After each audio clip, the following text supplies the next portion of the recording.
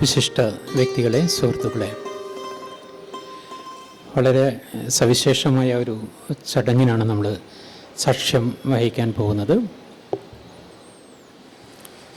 Nettoor P Damodaran ഈ വേദിയിലുള്ള മിക്കവാറും ആളുകൾക്ക് സുപരിചിതനായിട്ടുള്ള രാഷ്ട്രീയ പ്രവർത്തകൻ, മാധ്യമപ്രവർത്തകൻ, പത്രപ്രവർത്തകൻ, എഴുത്തുകാരൻ, അങ്ങനെ ബഹുമുഖമായ മേഖലകളിൽ പ്രവർത്തിച്ചുകൊണ്ട് തലശ്ശേരിയിൽ മാത്രമല്ല, കേരളത്തിൽ മാത്രമല്ല, ഇന്ത്യയുടെ വ്യത്യസ്ത തലങ്ങളിൽ സംഭാവന നൽകി മാഞ്ഞുപോയ ഒരു മഹാപ്രതിഭ തന്നെയാണ് നെട്ടൂർ പി ദാമോദരൻ. അദ്ദേഹത്തിൻ്റെ പ്രസിദ്ധീകരിക്കാത്ത നിരവധി ലേഖനങ്ങളുണ്ട്. അതിൽ യാത്രാ വിവരണം ഉൾപ്പെടെ. അദ്ദേഹത്തിൻ്റെ ഒരു സൗഭാഗ്യം എന്നുള്ളത് അദ്ദേഹത്തിൻ്റെ മക്കൾ, കുടുംബാംഗങ്ങൾ ആ ഓർമ്മ നിലനിർത്തുന്നതിന് വേണ്ടി അക്ഷീണം പ്രയത്നിക്കുന്നു എന്നുള്ളതാണ്. അതിൻ്റെ ഒരു അടയാളമാണ് നമ്മുടെ ഈ ഒരു മുഹൂർത്തം. നെട്ടൂർ പി ദാമോദരൻ എഴുതിയ വളരെ വിശിഷ്ടമായ യാത്രാ വിവരണ ലേഖനങ്ങളുടെ ഒരു സമാഹാരമാണ് ഇവിടെ അനാവരണം ചെയ്യപ്പെടുന്നത്. ഈ പുസ്തക പ്രകാശന ചടങ്ങിന് സ്വാഗതം പറയുന്നത് നെട്ടൂർ പി ദാമോദരൻ്റെ മകൾ ശ്രീമതി ഹീര നെട്ടൂരാണ്. ശ്രീമതി ഹീരയെ സ്നേഹാദരപൂർവ്വം ക്ഷണിക്കുന്നു.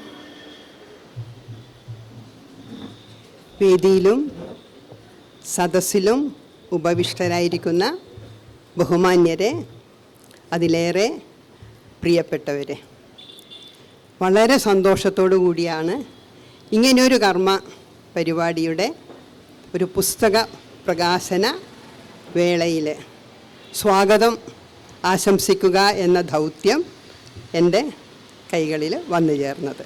തീർച്ചയായും അതീവ സന്തോഷത്തോടെ അത് ഏറ്റെടുക്കാൻ എനിക്ക് ഒരുപാട് സന്തോഷം തോന്നിയത് ഒരുപാട് കാര്യങ്ങളുണ്ട്. അത് പറയുകയാണെങ്കിൽ, എൻ്റെ അച്ഛൻ പരേതനായ നെട്ടൂർ പി ദാമോദരൻ, അദ്ദേഹം വളരെ വളരെ ദീർഘവീക്ഷണത്തോടുകൂടിയും അതിലേറെ ശ്രദ്ധയോടുകൂടിയും കാലാകാലങ്ങളിൽ എഴുതി വച്ചിരുന്ന പല യാത്രാവിവരണങ്ങളും അതുപോലെ തന്നെ ലേഖനങ്ങളും നിരൂപണങ്ങളും എന്തെല്ലാം അച്ഛന് അഭിപ്രായം പറയേണ്ടതാണ് എന്ന് എൻ്റെ അഭിപ്രായം രേഖപ്പെടുത്തേണ്ടത് അനിവാര്യമാണ് എന്ന് തോന്നുന്ന ഘട്ടങ്ങളിലെല്ലാം തന്നെ ആരെയും ഭയപ്പെടാതെ ധൈര്യപൂർവം അത് യഥാതഥമായിട്ട് എഴുതി വെക്കുന്ന ഒരു ശീലം ഉണ്ടായിരുന്നു. കുട്ടിക്കാലം മുതൽ തന്നെ ഞങ്ങൾ അച്ഛനെ പറ്റി ഓർക്കുമ്പോൾ എപ്പോഴും മനസ്സിൽ വരുന്ന ഏറ്റവും വലിയ കാര്യം യാത്രകളെ ഒരുപാട് സ്നേഹിക്കുന്ന ഒരു വ്യക്തിയാണ്.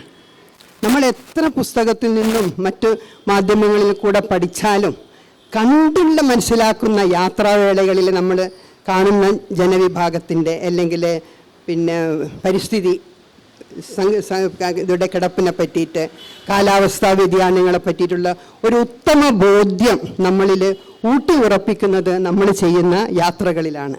എന്നെ ഈ യാത്രകൾ ഏറ്റവും സ്വാധീനിച്ചത് എന്താണെന്ന് വെച്ചാൽ, ഞാൻ എത്ര മഹാഭാഗ്യവതിയാണ് എന്ന വിലയിരുത്തലിലേക്ക് എത്തിക്കുന്നതിലാണ്. കാരണം കേരളം എന്ന ഈ ഹരിതാപമായ ആ പുണ്യഭൂമിയിൽ ജനിച്ച ഒരൊറ്റ കാര്യം മതി ഈ ഇരിക്കുന്ന നമ്മൾക്കെല്ലാം തന്നെ ജീവിതകാലം മുഴുവൻ ദൈവത്തിനോട് നന്ദിയുള്ളവരായിരിക്കാൻ. കാരണം അത്രമാത്രം പുണ്യതരമായ ഒരു ഭൂമിയിലാണ് നമ്മളൊക്കെ ജന്മമെടുത്തിരിക്കുന്നത്.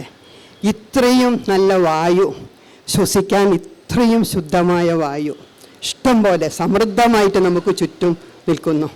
അതുപോലെ തന്നെ പുണ്യതീർത്ഥം പോലെയുള്ള ദാഹജലം അകറ്റാനുള്ള വെള്ളം, പിന്നെ ഈ പച്ച നിറം ഹരിതാഭ ഭംഗി പുലർത്തി നിൽക്കുന്ന പച്ചപ്പുള്ള ആ ഭൂപ്രകൃതി, ഇതിലപ്പുറം നമുക്ക് എന്താ വേണ്ടത്?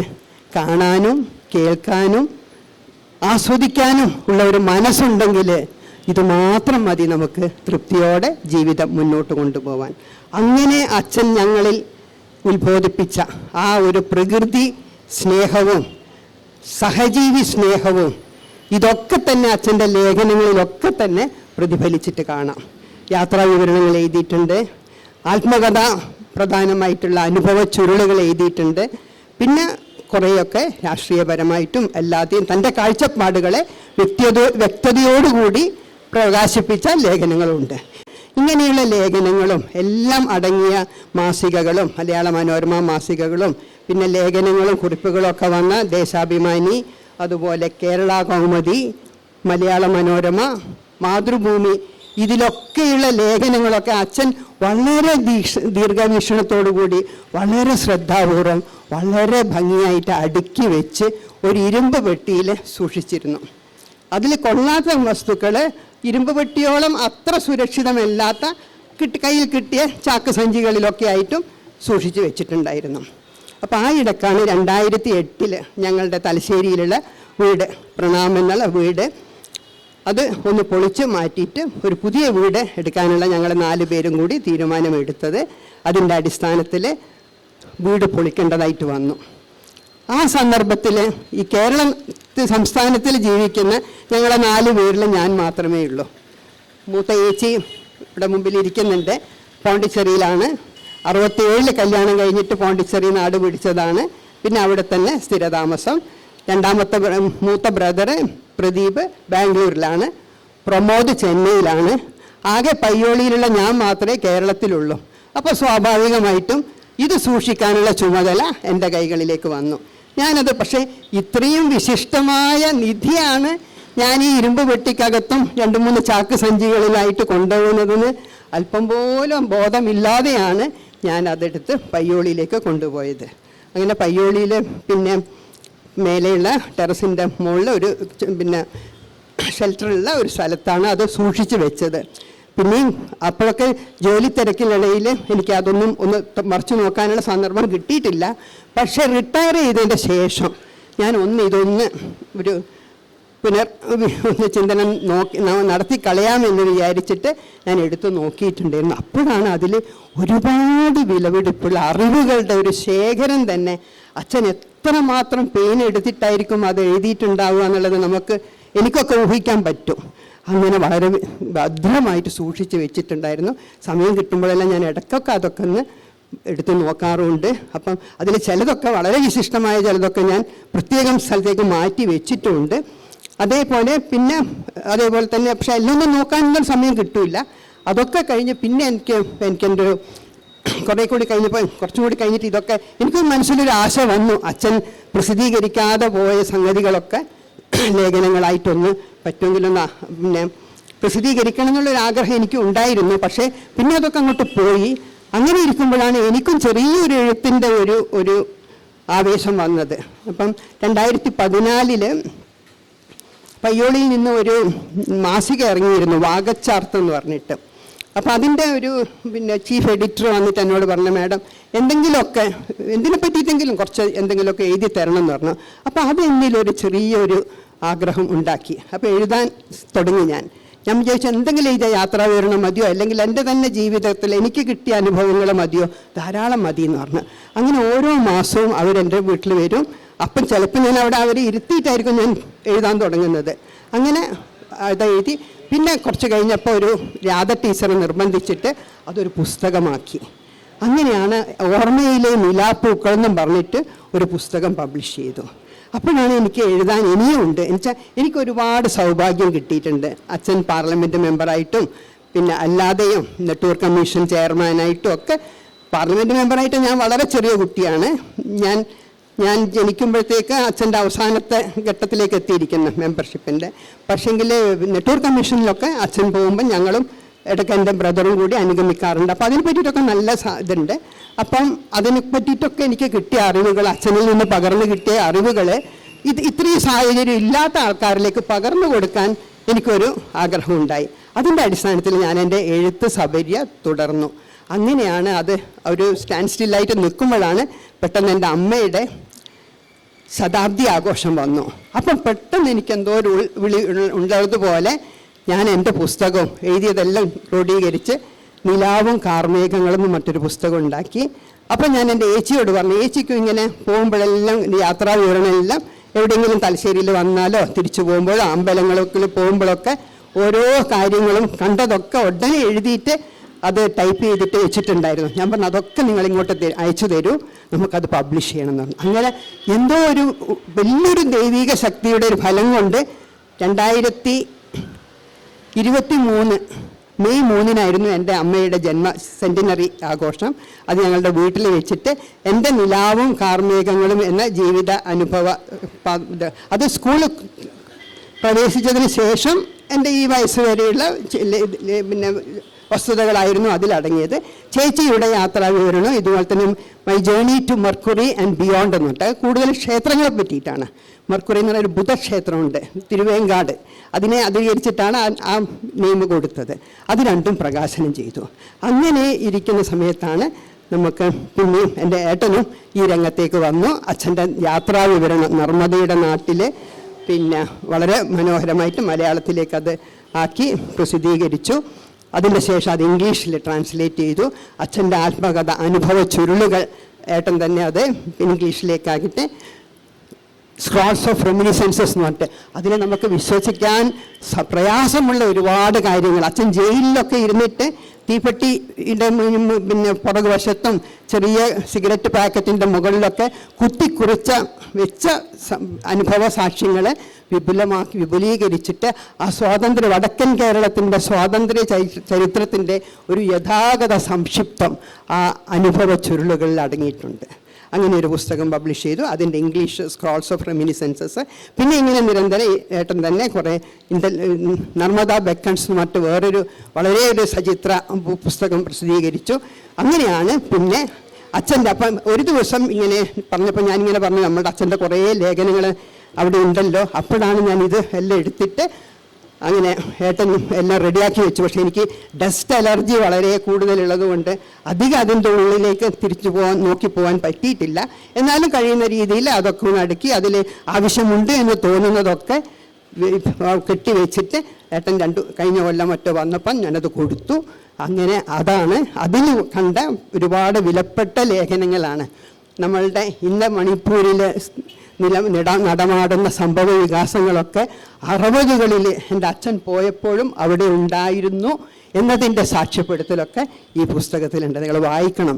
വളരെ മനോഹരമായിട്ട് ഏതൊരാൾക്കും മനസ്സിലാക്കാൻ പറ്റുന്ന വളരെ ലളിതമായ ഭാഷയിൽ നമ്മളുടെ മനസ്സിൽ തട്ടുന്ന രീതിയിൽ എഴുതി ഫലിപ്പിക്കാനുള്ള ഒരു അസാധാരണമായ കഴിവ് എൻ്റെ അച്ഛൻ്റെ എഴുത്തിലുണ്ട്. അത് നിങ്ങൾക്കും അനുഭവവേദ്യമാക്കാൻ ഏട്ടൻ തുടങ്ങിയ ഈ സംരംഭം സാധിച്ചു എന്നതിലും ആ ഒരു പുസ്തകത്തിൻ്റെ സവിശേഷതകളുടെ നാടുകളിലൂടെ സവിസ്തരം എന്ന പുസ്തകത്തിലൂടെ നമുക്ക് ഒരുപാട് അറിവ് പകർന്നു കിട്ടും. അത് നമ്മൾ വായിക്കണം, മനസ്സിലാക്കണം, ഉൾക്കൊള്ളണം. അപ്പം നമ്മളുടെയൊക്കെ ഭാഗ്യം എത്രമാത്രം നമ്മൾ സമ്പന്നരാണ് എന്നത് നമ്മൾ മനസ്സിലാക്കിയിട്ട് അതിനനുസരിച്ചിട്ട് ദൈവത്തിന് നന്ദിയുള്ളവരായിട്ട് എന്നും ജീവിക്കാനുള്ള ഒരു മനോഭാവം കൈവരിക്കും എന്ന ആത്മവിശ്വാസത്തോടു കൂടി ഞാൻ എൻ്റെ ദൗത്യത്തിലേക്ക് കിടക്കട്ടെ. സവിശേഷതകളുടെ നാടുകളിലൂടെ സവിസ്തരം എന്ന പുസ്തകത്തിൻ്റെ പ്രകാശന കർമ്മത്തിൽ അധ്യക്ഷത വഹിക്കുന്നത് പ്രൊഫസർ ബി മുഹമ്മദ് അഹമ്മദ് സാറാണ്. സൗമ്യ ശാന്ത ദീപ്തമായ ഒരു സ്ഥായീ ഭാവം മുഖത്ത് നിറഞ്ഞു തുളുമ്പി നടമാടുന്ന ഒരു വ്യക്തിത്വമാണ്, സവിശേഷ വ്യക്തിത്വമാണ് പ്രൊഫസർ മുഹമ്മദ് അഹമ്മദ്. എത്ര പറഞ്ഞാലും നമുക്കൊരു വല്ലാത്തൊരു ആത്മബന്ധം തോന്നുന്ന ഒരു വ്യക്തി. അദ്ദേഹം സമയം മാസികയുടെ തലപ്പത്തിരിക്കുന്ന ആളാണ്. പ്രശസ്തനായ കോളേജ് അധ്യാപകനായിരുന്നു. അതേപോലെ തന്നെ ഫോക്ലോർ അക്കാഡമിയുടെ പ്രസിഡൻ്റായിരുന്നു. ഏർപ്പെടുന്ന എല്ലാ മേഖലകളിലും തൻ്റേതായ വ്യക്തിമുദ്ര പതിപ്പിച്ച ഒരു വിശിഷ്ട വ്യക്തിത്വത്തിനെയാണ് നമുക്ക് ഈ മഹത്തായ കർമ്മത്തിൻ്റെ അധ്യക്ഷപദം അലങ്കരിക്കാൻ നമുക്ക് ലഭിച്ചിരിക്കുന്നത്. അദ്ദേഹത്തെ എല്ലാ സ്നേഹാദരവുകളോടും കൂടി ഞാൻ ഈ പരിപാടിയിലേക്ക് സ്വാഗതം ചെയ്യുന്നു. സർ, ബഹുമാനപ്പെട്ട mayor advocate P Indira madam ഇതിൻ്റെ പുസ്തക പ്രകാശന കർമ്മം നിർവഹിക്കാൻ ഏറ്റതായിരുന്നു. പക്ഷേ നമ്മളുടെ ഇലക്ഷൻ പ്രഖ്യാപിച്ചതിൻ്റെ പേരിൽ നമുക്കത് സാധ്യമല്ലാതെ വന്നു. അതിന് പകരമായിട്ട് നമ്മൾ പുസ്തക പ്രകാശനത്തിന് ശ്രീ P.K. വിജയൻ അദ്ദേഹത്തിനെയാണ് തിരഞ്ഞെടുത്തിരിക്കുന്നത്. അദ്ദേഹം സെക്രട്ടറി, ജില്ലാ ലൈബ്രറി കൗൺസിൽ കണ്ണൂർ. ഒരു ജില്ലാ ലൈബ്രറി കൗൺസിലിൻ്റെ സെക്രട്ടറി ആയിരിക്കുന്ന ഒരു വ്യക്തി എത്രമാത്രം അദ്ദേഹത്തിൻ്റെ ചെയ്തികളിൽ ഔന്നത്യം പുലർത്തിയിട്ടുണ്ടാവണം എന്നത് നമുക്ക് ഊഹിക്കാൻ സാധിക്കും. അദ്ദേഹം എനിക്ക് വലിയ അദ്ദേഹത്തിനെ പറ്റി അറിവില്ലായിരുന്നു. ഞാൻ 1-2 പേരിൽ നിന്ന് അന്വേഷിച്ചപ്പോൾ എനിക്ക് മനസ്സിലാക്കാൻ പറ്റിയത്, അദ്ദേഹം ഈ സ്ഥാനം ഏറ്റെടുത്തതിന് ശേഷം ചെയ്ത പ്രോജക്റ്റുകളുടെ വെളിച്ചത്തിൽ ഒരുപാട് ജനങ്ങളെ വിജ്ഞാന മേഖലയിലേക്ക് കൈപിടിച്ചുയർത്താനും വിശിഷ്യ വിദ്യാർത്ഥികളെയൊക്കെ തന്നെ ആ വിജ്ഞാനത്തിൻ്റെ വാതിൽ തുറന്നു കൊടുക്കാനും ആകൃഷ്ടരാക്കാനും, ഇന്നത്തെ കാലത്ത് നമുക്കറിയാം വിദ്യാർത്ഥി സമൂഹമൊക്കെ തന്നെ മയക്കുമരുന്നിൻ്റെയും അങ്ങനെയൊക്കെയുള്ള പല വേണ്ടാത്ത രീതികളിലേക്ക് വഴിതെറ്റിപ്പോകുന്നവരെ തിരിച്ചു പിടിച്ചു കൊണ്ടുവരാനുള്ള ഒരു പ്രവണത ഈ പ്രോജക്റ്റുകൾ അങ്ങേയറ്റം അതിനെ സ്വാധീനം ചെലുത്തിയിട്ടുണ്ട്. അതിന് നമ്മൾ അദ്ദേഹത്തോട് കടപ്പെട്ടിരിക്കുന്നു. തീർച്ചയായിട്ടും ഇത്രയും ഉന്നതനായ മൂല്യങ്ങൾ വെച്ചു പുലർത്തുന്ന ജില്ലാ ലൈബ്രറി കൗൺസിൽ കണ്ണൂരിൻ്റെ സെക്രട്ടറിയായ അദ്ദേഹത്തെ എല്ലാ സ്നേഹ ബഹുമാനങ്ങളോടും കൂടി ഞാൻ ഈ പരിപാടിയിലേക്ക് സ്വാഗതം ചെയ്യുന്നു. പുസ്തകം ഏറ്റുവാങ്ങുന്നത് ശ്രീ T.K.D. മുഴപ്പിലങ്ങാട്, ഞങ്ങളുടെ സ്വന്തം കുടുംബാംഗം എന്ന് തന്നെ പറയാം. അച്ഛൻ്റെ സന്തത സഹചാരി, വലിയ എഴുത്തുകാരൻ, ബാലസാഹിത്യ രചനാകർത്താവ്, ഒരു സംഘാടകൻ എങ്ങനെയായിരിക്കണം എന്നതിന് ഉത്തമ തെളിവാണ് ശ്രീ T.K.D.യുടെ രീതികൾ. അതിൽ എടുത്തു പറയേണ്ട ഒരു കാര്യമാണ്, 2013 മെയ് 14 എൻ്റെ അച്ഛൻ്റെ ജന്മശതാബ്ദി ആഘോഷം. അത് അച്ഛൻ്റെ അച്ഛൻ പഠിച്ച പ്രിയപ്പെട്ട സ്കൂളായ തലശ്ശേരി BMP ഹൈസ്കൂളിൽ വെച്ചിട്ടായിരുന്നു നടത്തിയിരുന്നത്. അതിൻ്റെ ഫുൾ ചുമതല വഹിച്ചത് ശ്രീ T.K.D. ആയിരുന്നു. പിന്നെ എനിക്ക് എൻ്റെ ഒരു കുമ്പസാരം കൂടി ഉണ്ട്. കഴിഞ്ഞ മെയ് 14 എൻ്റെ അച്ഛൻ്റെ 112ാം ജന്മദിനമായിരുന്നു. അത് ഇതുപോലെ തന്നെ എൻ്റെ ബ്രദർ വളരെ വിപുലമായിട്ട് അതിൻ്റെ ഒരു ആഘോഷ പരിപാടി സംഘടിപ്പിച്ചു. തലശ്ശേരി കോസ്മോപൊളിറ്റൻ ക്ലബ്ബിൽ വെച്ചിട്ടായിരുന്നു ആ ഒരു ഉദ്ഘാടന കർമ്മം. അതിൻ്റെ പേര് ഞാൻ പറഞ്ഞു, അച്ഛൻ്റെ ജീവിത ഗന്ധിയായിട്ടുള്ള ഒരു പുസ്തകം, അനുഭവ ചുരുളുകൾ. അത് അച്ഛൻ പാർലമെൻറ്റ് മെമ്പർ ആയതുവരെയുള്ള കാലയളവിലെ കാര്യങ്ങളെ അതിൽ പ്രതിപാദിച്ചിട്ടുള്ളൂ. 57 അച്ഛൻ്റെ പാർലമെൻറ്റ് കാലാവധി തീർന്നു. അത് കഴിഞ്ഞ് അച്ഛൻ 65 വയസ്സ് വരെ ജീവിച്ചിട്ടുണ്ട്. ആ കാലയളവിൽ ഉണ്ടായ അച്ഛൻ്റെ മാനസിക രീതികളും അതുപോലെ തന്നെ മാനസികമായിട്ട് അച്ഛനുണ്ടായിരുന്ന അഭിപ്രായങ്ങളും ആനുകാലിക സംഭവങ്ങളെക്കുറിച്ചിട്ടുള്ള വിചിന്തനങ്ങളും ഒക്കെ തന്നെ അച്ഛൻ എഴുതിയതിൽ കൂടെയും ഇതേപോലെ തന്നെ പേപ്പർ നമ്മളുടെ ഈ ശേഖരത്തിൽ നിന്ന് കിട്ടി അതിലെയും സമാഹരിക്കുകയും അതിന് പുറമെ കുറേയൊക്കെ സ്വന്തമായിട്ടും ഏട്ടനൊക്കെ കൂട്ടിച്ചേർത്തും അനുഭവ ചുരുളുകളുടെ എഴുതാപ്പുറങ്ങൾ എന്ന് പറഞ്ഞിട്ട് ഒരു പുസ്തകം അന്ന് പ്രകാശനം ചെയ്തിരുന്നു. അത് നമ്മളുടെ ബഹുമാനപ്പെട്ട മുൻ സ്പീക്കർ ആരോഗ്യമന്ത്രി ശ്രീ VM സുധീരനായിരുന്നു വലിയൊരു ജനാവലിയുടെ സാന്നിധ്യത്തിൽ പ്രകാശനം ചെയ്തത്. ആ ദിവസം T.K.D. ഉണ്ടായിരുന്നു.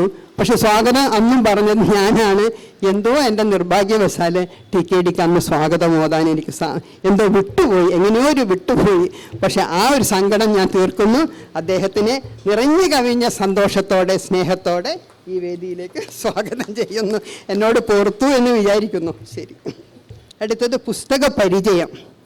ശ്രീ ബാലകൃഷ്ണൻ കൊയ്യാൽ, എഴുത്തുകാരൻ, ഫോക്ലോർ ഗവേഷകൻ, അതുപോലെ തന്നെ ഒരു വലിയ വൻ പ്രസ്ഥാനത്തിൻ്റെ മേധാവി. ആകാശവാണി എന്ന് കേൾക്കുമ്പോൾ തന്നെ നമുക്ക് മനസ്സിലൊരു പ്രത്യേക ഒരു അനുഭൂതി വരുന്നുണ്ട്. എനിക്കറിയില്ല, എനിക്ക് കണ്ണൂർ ആകാശവാണിയായിട്ട് അത്ര ബന്ധമില്ല, പക്ഷേ കോഴിക്കോട് ആകാശവാണിയായിട്ട് വളരെ നല്ലൊരു ബന്ധമുണ്ട്. പക്ഷെ ആകാശവാണിയിൽ പോകുന്നത് നമുക്ക് ഏറ്റവും ഇഷ്ടപ്പെട്ട ഒരു സ്ഥലത്ത് പോകുന്ന ഒരു പ്രതീതിയാണ്. കാരണം ഒരുപാട് വിജ്ഞാന, സാഹിത്യ, സാംസ്കാരിക സംഭവങ്ങളുടെ സങ്കലനം നടക്കുന്ന, അതിൻ്റെ പ്രചരണം നടത്തുന്ന ഒരു വേദിയാണത്. ഞാനിപ്പോൾ ആകാശവാണിയെ പറ്റി കോഴിക്കോട് ആലോചിക്കുമ്പോൾ എപ്പോഴും ഞാൻ ഇടയ്ക്ക് കയറി ചെല്ലുമ്പോൾ എന്നെ സ്വാഗതം ചെയ്യാൻ എൻ്റെ അമ്മയുടെ ഒരു പ്രിയപ്പെട്ട ശിഷ്യയായിരുന്നു ശ്രീമതി സുശീല വിജയരാഘവൻ. അവിടെ കാണുമ്പോൾ തന്നെ നമുക്ക് വല്ലാത്തൊരു അനുഭൂതിയാണ്. അപ്പം അങ്ങനെയുള്ള ആകാശവാണിയുടെ മേധാവിയായിട്ട് വളരെ കാലം പ്രവർത്തിച്ച ഒരു വ്യക്തി തീർച്ചയായും അത്രയും ഉന്നത സ്ഥാനം അലങ്കരിച്ച ഒരു വ്യക്തി തന്നെയാണ്. അങ്ങനത്തെ ഒരു വ്യക്തി വൈശിഷ്ട്യമുള്ള ഒരു മഹാനെ നമുക്ക് ഇവിടെ പുസ്തക പരിചയത്തിനായിട്ട് ലഭിച്ചത് ഞങ്ങളുടെ ഭാഗ്യം. നെട്ടൂർ കുടുംബത്തിൻ്റെ പേരിലും ഇവിടെ സന്നിഹിതരായ എല്ലാവരുടെ പേരിലും ശ്രീ ബാലകൃഷ്ണൻ കൊയ്യാലിനെ സ്നേഹാദരപൂർവ്വം ഞാൻ സ്വാഗതം ചെയ്യുന്നു. ശ്രീ സി സുനിൽ കുമാർ വരൂല്ലേ? അദ്ദേഹം എത്തിയിട്ടില്ല, എന്നാലും അദ്ദേഹത്തിൻ്റെ ആബ്സെൻസിൽ ജനറൽ സെക്രട്ടറി മഹാത്മാ മന്ദിരം, ഇത്രയും മഹത്തായ ഒരു മന്ദിരത്തിൻ്റെ ജനറൽ സെക്രട്ടറി തീർച്ചയായും ചുരുങ്ങിയ ആളല്ല. അത്രയും മഹത്വം ഉള്ളിൽ കാത്തു സൂക്ഷിക്കുന്ന ഗാന്ധിയൻ പ്രിൻസിപ്പിൾസിനോട്, തത്വങ്ങളോട് അങ്ങേയറ്റം ആഭിമുഖ്യം പുലർത്തുന്നുള്ള ആളായിരിക്കണം. ഞാൻ കണ്ടിട്ടില്ല. ഏതായാലും അദ്ദേഹത്തിന്, അതുമാത്രമല്ല അദ്ദേഹം കണ്ണൂർ പ്രസ് ക്ലബിൻ്റെ പ്രസിഡൻറ്റുമാണ്. അത് മറ്റൊരു മഹനീയ സ്ഥാനം. ഈ രണ്ട് പദവികളും അലങ്കരിക്കുന്ന ആ ഉത്കൃഷ്ട വ്യക്തിത്വത്തിന് സ്നേഹപൂർവ്വം ഞാൻ ഈ വേദിയിലേക്ക് സ്വാഗതം ചെയ്യുന്നു. ശ്രീ പ്രകാശ് വാടിക്കൽ, 2007 മുതലാണ് ഞാൻ എൻ്റെ അച്ഛൻ്റെ അനുഭവ ചുരുളുകൾ എന്ന് പറഞ്ഞാൽ, എൻ്റെ ഭർത്താവിൻ്റെ ഒരു സ്നേഹിതനാണ്, അടുത്ത ചങ്ങാതി ഇവിടെ ഇരിക്കുന്നുണ്ട്, ഡോക്ടർ NK ശശീന്ദ്രൻ. അപ്പം നമ്മളിങ്ങനെ ഇരിക്കും അച്ഛൻ്റെ അനുഭവ ചുരുളുകൾ. ഒരിക്കലും ഞാൻ കോഴിക്കോട് എല്ലാ ബുക്ക് സ്റ്റാളിലും കയറി ഇറങ്ങി നോക്കി അച്ഛൻ്റെ അനുഭവ ചുരുളുകൾ എവിടെയെങ്കിലും ശേഷിപ്പുണ്ടോ എന്ന്. പക്ഷേ എവിടുന്ന്, അത് MBS ആയിരുന്നു പബ്ലിഷ് ചെയ്തത്.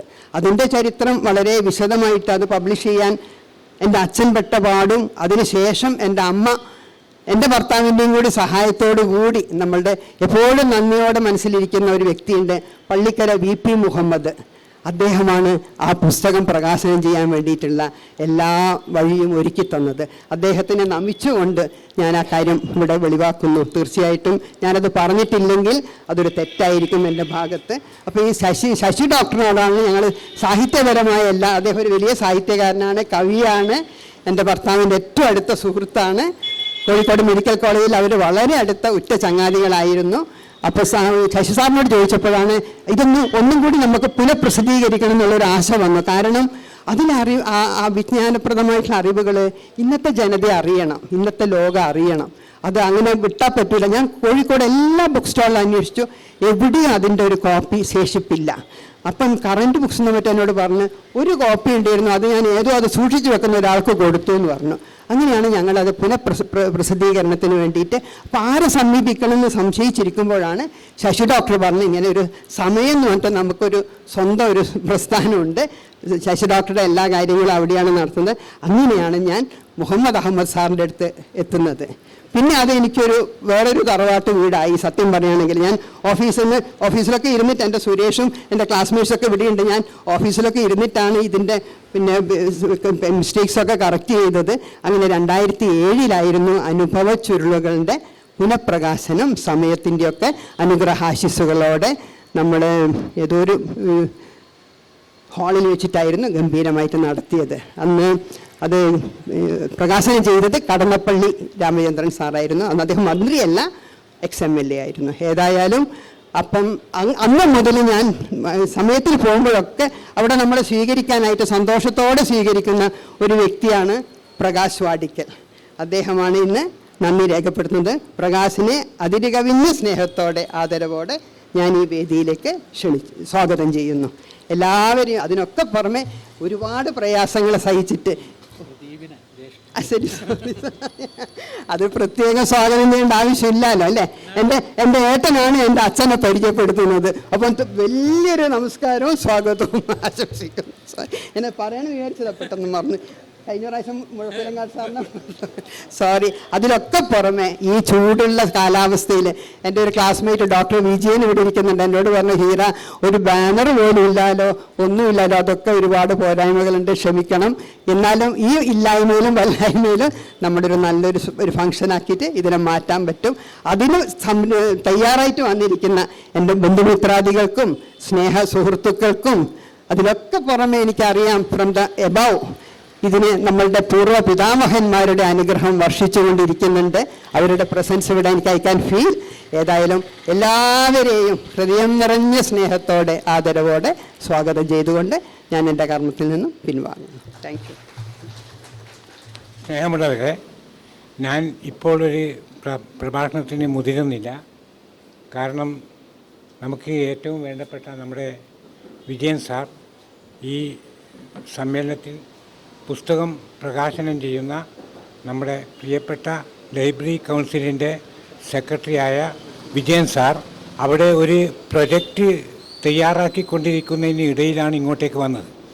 ശ്രദ്ധിക്കണം, ഒരു വളരെ പ്രധാനപ്പെട്ട ഒരു പ്രൊജക്റ്റ് തയ്യാറാക്കുന്നതിനിടയിൽ ലോകമാകെ വാസ്തവത്തിൽ സാക്ഷരതയെ വർദ്ധിപ്പിക്കുന്നതിന് വേണ്ടി വികാരപരമായ പ്രവർത്തനങ്ങൾ നടത്തി നമുക്കൊക്കെ പറയാവുന്ന ഒരു ഐതിഹാസിക മാനങ്ങളിലേക്ക് കടന്നുപോയ ഈ കണ്ണൂർ ലൈബ്രറി കൗൺസിലിൻ്റെ പ്രിയപ്പെട്ട സെക്രട്ടറി, അദ്ദേഹം അതിപ്പോൾ പെട്ടെന്ന് തന്നെ അദ്ദേഹത്തിന് ഇവിടെ നിന്ന് പോകാനുണ്ട്. അതുകൊണ്ട് അദ്ദേഹത്തിനെ ഞാൻ ഈ ആദ്യമായി പുസ്തക പ്രകാശനത്തിന് വേണ്ടി ക്ഷണിക്കുകയാണ്.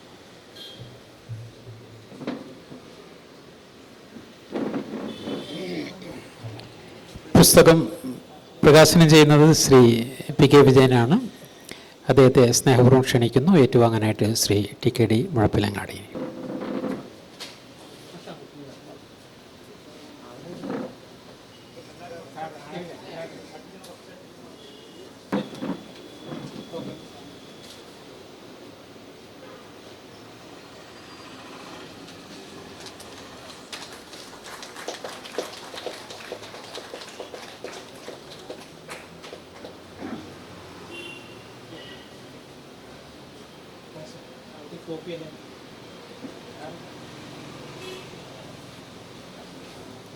പുസ്തക പ്രകാശന ചടങ്ങിൻ്റെ അധ്യക്ഷൻ പ്രൊഫസർ B.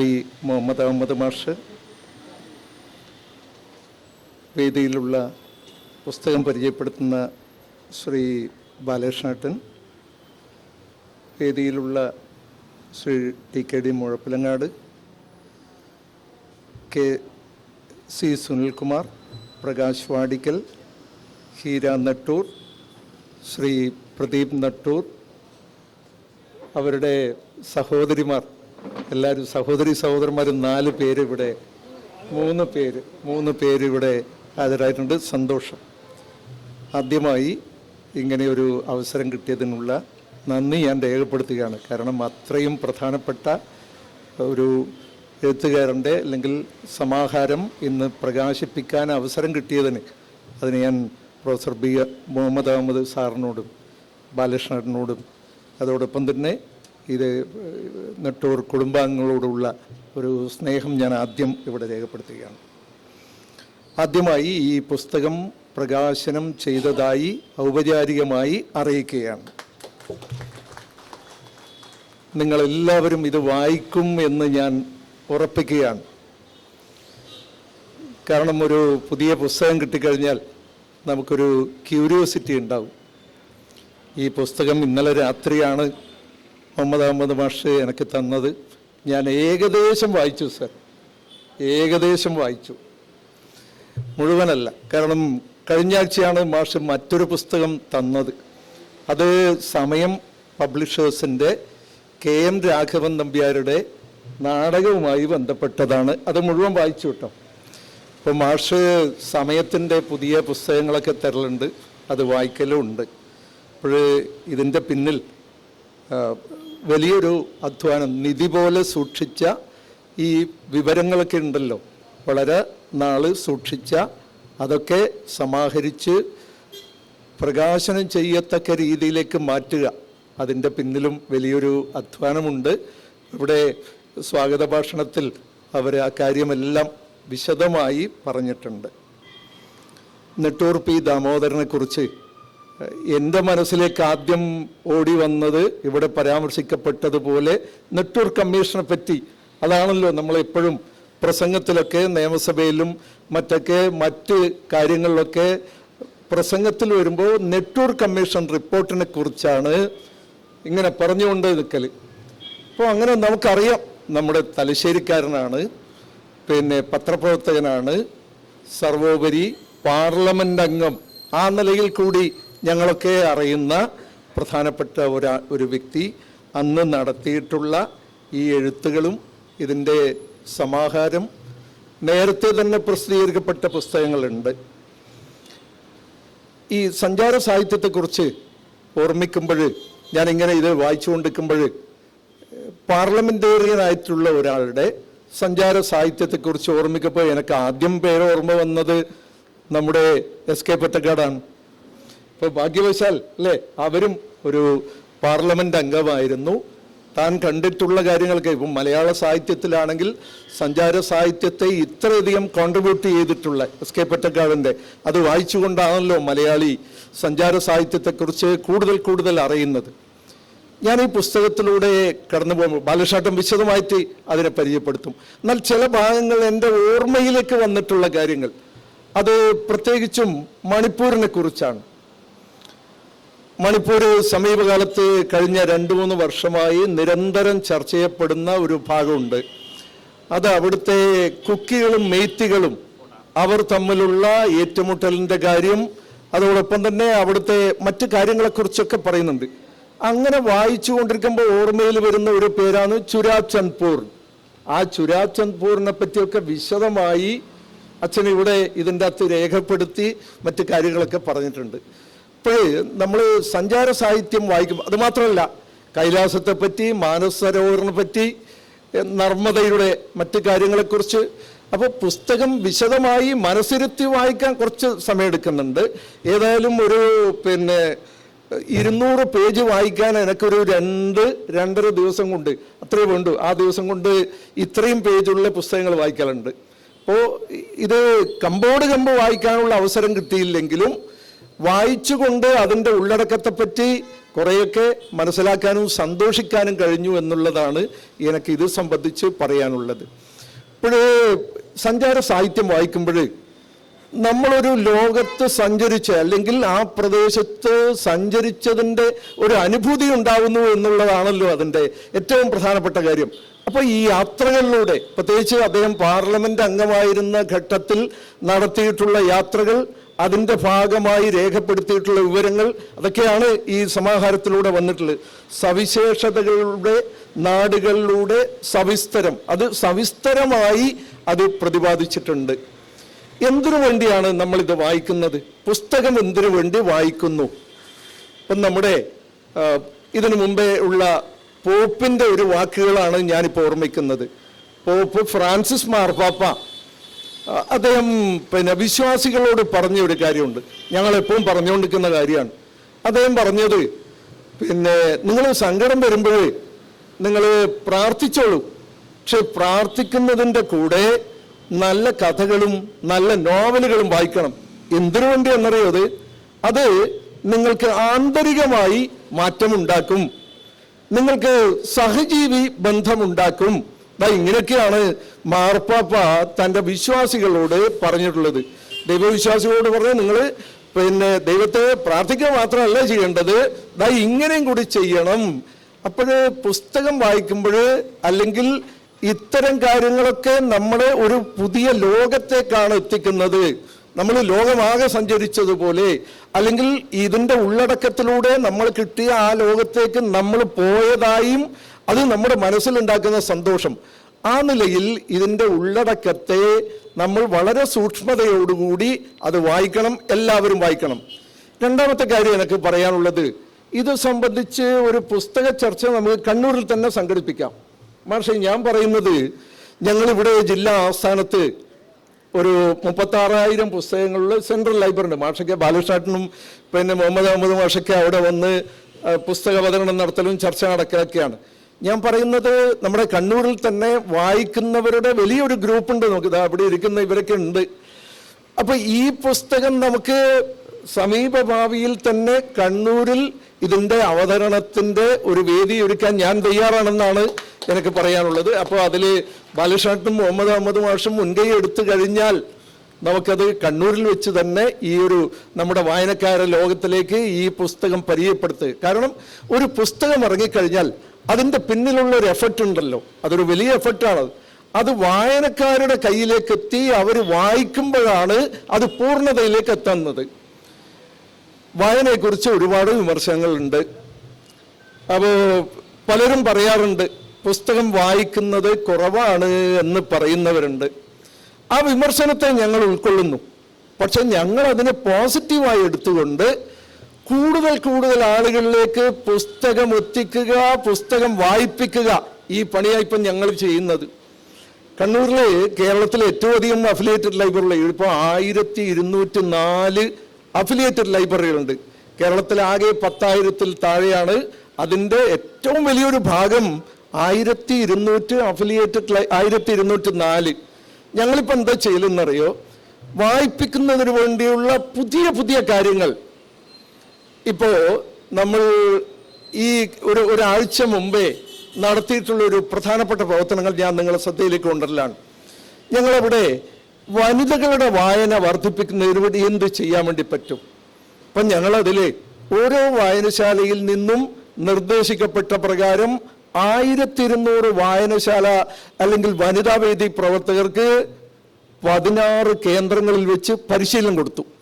പരിശീലനം അതിൻ്റെ ഉള്ളടക്കം പലതും ഉണ്ട്. ആ ഉള്ളടക്കം എന്ന് പറയുന്നത് ആദ്യത്തേത് വനിതകൾ ഗ്രന്ഥാലയത്തിലേക്ക് വരിക എന്നുള്ളതാണ്.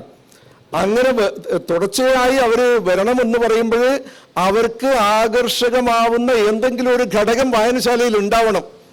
അങ്ങനെ ഉണ്ടായാലേ തുടർന്നവർ വരൂ. അപ്പം നമ്മുടെ വായനശാലകൾ എന്ന് പറഞ്ഞാൽ കേവലം പുസ്തക വിതരണ കേന്ദ്രം മാത്രമല്ല. പുതിയ കാലത്ത് അത് ജനങ്ങൾക്ക് വേണ്ടുന്ന എല്ലാ സേവനങ്ങളും കൊടുക്കുന്ന കേന്ദ്രമാക്കി മാറ്റണം. ഇതാണ് നമ്മുടെ ലക്ഷ്യം. എന്നാൽ ഗ്രന്ഥാലയത്തിൻ്റെ മൗലികമായിട്ടുള്ള ധർമ്മം എന്ന് പറയുന്നത് ആളുകളെ കൊണ്ട് വായിപ്പിക്കുക എന്നുള്ളതാണ്. മറ്റെന്ത് പ്രവർത്തനം നടത്തി എത്ര വലുതായാലും അതിൻ്റെ മൗലികമായിട്ടുള്ള ധർമ്മം ആളുകളെ കൊണ്ട് വായിപ്പിക്കുക എന്നുള്ളതാണ്. അപ്പോൾ ഇതിങ്ങനെ പറഞ്ഞാൽ മാത്രം പോരാ, ആളുകൾ വായിക്കണം. അതിന് ഞങ്ങൾ ഇപ്പം തയ്യാറാക്കിയിട്ടുള്ള ഒരു കാര്യമാണ് ഞാൻ പറയുന്നത്. ഇപ്പോഴുണ്ടല്ലോ ഈ ഏപ്രിൽ മെയ് മാസം പൊതുവെ വെക്കേഷൻ്റെ കാലമാണ്. ഇപ്പോൾ വനിതകൾക്ക് ഇത്രയധികം പേർക്ക് പരിശീലനം കൊടുത്തുകൊണ്ട് ഞങ്ങൾ അവരോട് പറഞ്ഞ കാര്യം, ഈ അവധിക്കാലത്ത് നിങ്ങളൊരു വായന ചലഞ്ച് നടത്തണം. ആ വായന ചലഞ്ച് എന്തായിരിക്കണം? അതിൽ ആകർഷകമായിട്ടുള്ള കാര്യം ഉണ്ടാവണം. 2 മാസം കൊണ്ട് നിങ്ങളൊരു 10 പുസ്തകം വായിക്കൂ. അതിന് വിവിധ ഗ്രേഡുകളാക്കി മാറ്റും. ഇത്ര പുസ്തകം വായിക്കുക, ഉദാഹരണത്തിന് 5 പുസ്തകം, 8 പുസ്തകം, 10 പുസ്തകം, ഇങ്ങനെയൊക്കെ 2 മാസക്കാലം കൊണ്ട് നിങ്ങൾ വായിക്കണം. അങ്ങനെ വായിച്ചാൽ മാത്രം പോരാ, ആ വായിച്ചതിനെ കുറിച്ച് കുറിപ്പ് തയ്യാറാക്കണം. ആ കുറിപ്പ് വായനശാലയിലുള്ള ഒരു കമ്മിറ്റി പരിശോധിച്ചുകൊണ്ട് അതിന് നല്ല സമ്മാനം കൊടുക്കണം. ആ സമ്മാനം എന്തായിരിക്കണം എന്നറിയോ? ഒരു ഉല്ലാസയാത്രയായിരിക്കണം. അപ്പോൾ ഈ കുറിപ്പ് തയ്യാറാക്കുന്നതിലൂടെ 2 ലക്ഷ്യങ്ങളാണ് നമ്മൾ മുന്നോട്ട് വെക്കുന്നത്. ഒന്ന്, വായിച്ചാൽ മാത്രം പോരാ, വായിച്ചതിനെ കുറിച്ചുള്ള ലഘുവായിട്ടുള്ള കുറിപ്പ് തയ്യാറാക്കാൻ അവർക്കൊരു അവസരം കിട്ടുന്നു, അതിനുള്ള പരിശീലനം ഉണ്ടാവുന്നു. 2, ഇതേപോലെ വായനശാലയിലുള്ള ഒരു 10-20 പേരുടെ മുമ്പിൽ അവർ വായിച്ചതിൻ്റെ സംഗ്രഹം അവതരിപ്പിക്കുന്നു. അങ്ങനെയാകുമ്പോൾ അതിൻ്റെ പിന്നിലും ഒരു ലക്ഷ്യമുണ്ട്. അവരുടെ കമ്മ്യൂണിക്കേറ്റീവ് സ്കില്ല് അതോടൊപ്പം തന്നെ നിർഭയമായി ആളുകളുടെ മുന്നിൽ ഇരുന്നു കൊണ്ട് ഇത് അവരോട് അവതരിപ്പിക്കാനുള്ള ശേഷി ഉണ്ടാക്കുന്നു. ഇത്തരം കാര്യങ്ങളൊക്കെ ഉണ്ട്. അപ്പോൾ വനിതകളുടെ വായന ചലഞ്ച് ഇപ്പം നടക്കാൻ വേണ്ടി പോലാണ്. കണ്ണൂരിലെ ഗ്രന്ഥാലയങ്ങളൊക്കെ ഏറ്റെടുക്കാൻ വേണ്ടി പോകുന്നു. മറ്റൊരു കാര്യം നമ്മളിപ്പോൾ ചെയ്യാൻ വേണ്ടി പോകുന്നത് കുട്ടികളിൽ വായന ചലഞ്ച്. അവധിക്കാലത്ത് എത്ര പുസ്തകം വായിക്കും? ഇപ്പോൾ കഴിഞ്ഞൊരു വർഷം നടത്തിയപ്പോൾ ഒരു ഗ്രന്ഥാലയം പറഞ്ഞത് 2 മാസം കൊണ്ട് ഒരു കുട്ടി 70 പുസ്തകം വായിച്ചു. അപ്പോൾ അതിനുള്ള അന്തരീക്ഷം ഉണ്ടാക്കണം. അതിനെന്താ ചെയ്തതെന്നറിയോ? കഴിഞ്ഞ വർഷം ഒരു ഗ്രന്ഥാലയം ചെയ്ത ഒരു മികച്ച പ്രവർത്തനമാണ്, അവധിക്കാലത്ത് നിങ്ങൾ എത്ര പുസ്തകം വായിക്കും? ഇതാണ് ചലഞ്ച്. അതിന് 3 ഗ്രേഡുകളാക്കി എന്ന് പറഞ്ഞാൽ അത് വിവിധ തട്ടുകളാക്കിക്കൊണ്ട് diamond challenge, golden challenge, silver challenge എന്നൊക്കെ പറഞ്ഞുകൊണ്ട് 50 പുസ്തകം, 60 പുസ്തകം, 70 പുസ്തകം. അപ്പോൾ അതിന് മുൻകൂട്ടി രജിസ്റ്റർ ചെയ്തുകൊണ്ട് 100 കുട്ടികൾ ഒരു വായനശാലയിൽ ഇങ്ങനെ വായിക്കുന്നതിന് വേണ്ടി രജിസ്റ്റർ ചെയ്തു. കുട്ടികൾക്ക് 2 മണി മുതൽ 7 മണി വരെ ഈ പുസ്തകം വായനശാലയിൽ വെച്ച് വായിക്കാനുള്ള അവസരം കൊടുത്തു. അവിടെ നല്ല AC സംവിധാനമൊക്കെയുള്ള വലിയ വായനശാല കേട്ടോ. കുട്ടികൾ 2 മണി മുതൽ 7 മണി വരെ അവിടെ ഇരുന്ന് പുസ്തകം വായിച്ചു എന്ന് മാത്രമല്ല, അതിനെക്കുറിച്ച് കുറിപ്പ് തയ്യാറാക്കുന്നു. എന്നിട്ട് അവിടെ പ്രത്യേകമായി പരിശോധിക്കാനുള്ള സംവിധാനം, അവിടെ ഒരു കമ്മിറ്റി ഉണ്ടാവും, അവർക്ക് കൊടുക്കുന്നു. ഇതേപോലെ അവരത് അവതരിപ്പിക്കുന്നു.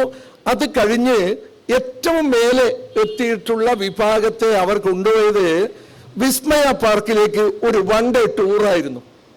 കുട്ടിക്ക് വളരെ രസമുള്ളതാ എന്ന് പറഞ്ഞാൽ വായനയുടെ ആനന്ദം കുട്ടികളെ കൊണ്ട് അനുഭവിപ്പിക്കുക.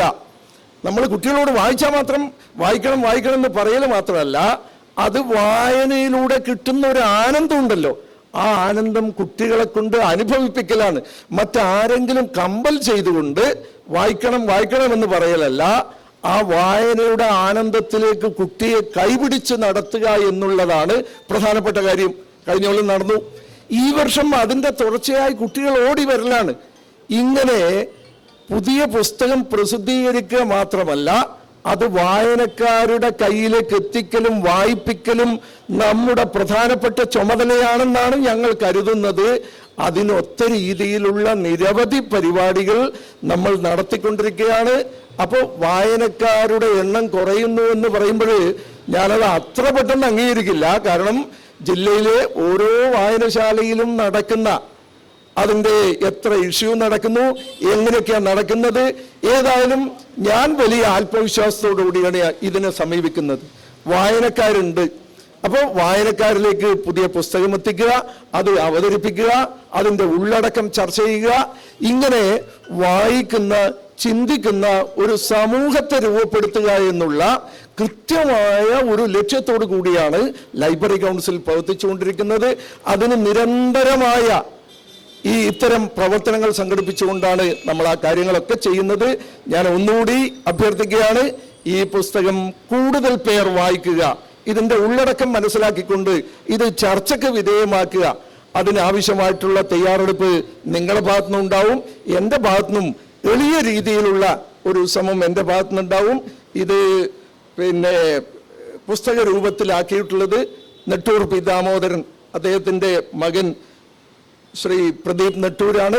ഇത്തരമൊരു വലിയ ഒരു എഫേർട്ടിന് മുന്നിട്ടിറങ്ങിയിട്ടുള്ള അദ്ദേഹത്തെ ഞാൻ അഭിനന്ദിക്കുകയാണ് സർ. അതോടൊപ്പം അവരുടെ കുടുംബാംഗങ്ങളെല്ലാം വളരെ താല്പര്യത്തോടു കൂടിയാണ് ഈ പുസ്തകം ഇതിൻ്റെ പിന്നിൽ പ്രവർത്തിച്ചിട്ടുള്ളത്. അവരെയെല്ലാം ഒരിക്കൽ കൂടി അഭിനന്ദിക്കുകയാണ്. ബാലകൃഷ്ണേട്ടനെ ഇത് സംബന്ധിച്ച് വിശദമായ ഒരു അവതരണം നടത്തുന്നു എന്നുള്ളതുകൊണ്ട് ആ ഭാഗത്തേക്ക് ഒന്നും കടക്കാതെ ഈ പുസ്തകം കൂടുതൽ പേർ വായിക്കാൻ കഴിയട്ടെ എന്ന് കൂടി ആശംസിച്ചുകൊണ്ട് ഞാൻ എൻ്റെ വാക്കുകൾ നിർത്തുന്നു. നന്ദി, നമസ്കാരം. പുസ്തകം ഏറ്റുവാങ്ങിയ ശ്രീ TKD മുഴപ്പിലങ്ങാടിനെ സ്നേഹാദരപൂർവ്വം ക്ഷണിക്കുകയാണ്. ആദരണീയനായ ശ്രീ മുഹമ്മദ് അഹമ്മദ് മാസ്റ്റർ പുസ്തക പ്രകാശനം നിർവഹിച്ച ശ്രീ വിജയൻ, ശ്രീ പ്രദീപ്, ഹീര, ട്രിപ്പിയുടെ കുടുംബാംഗങ്ങളെ, പ്രിയമുള്ള നാട്ടുകാരെ, കണ്ണൂരിൽ ഈ ചടങ്ങ് നടക്കുമ്പോൾ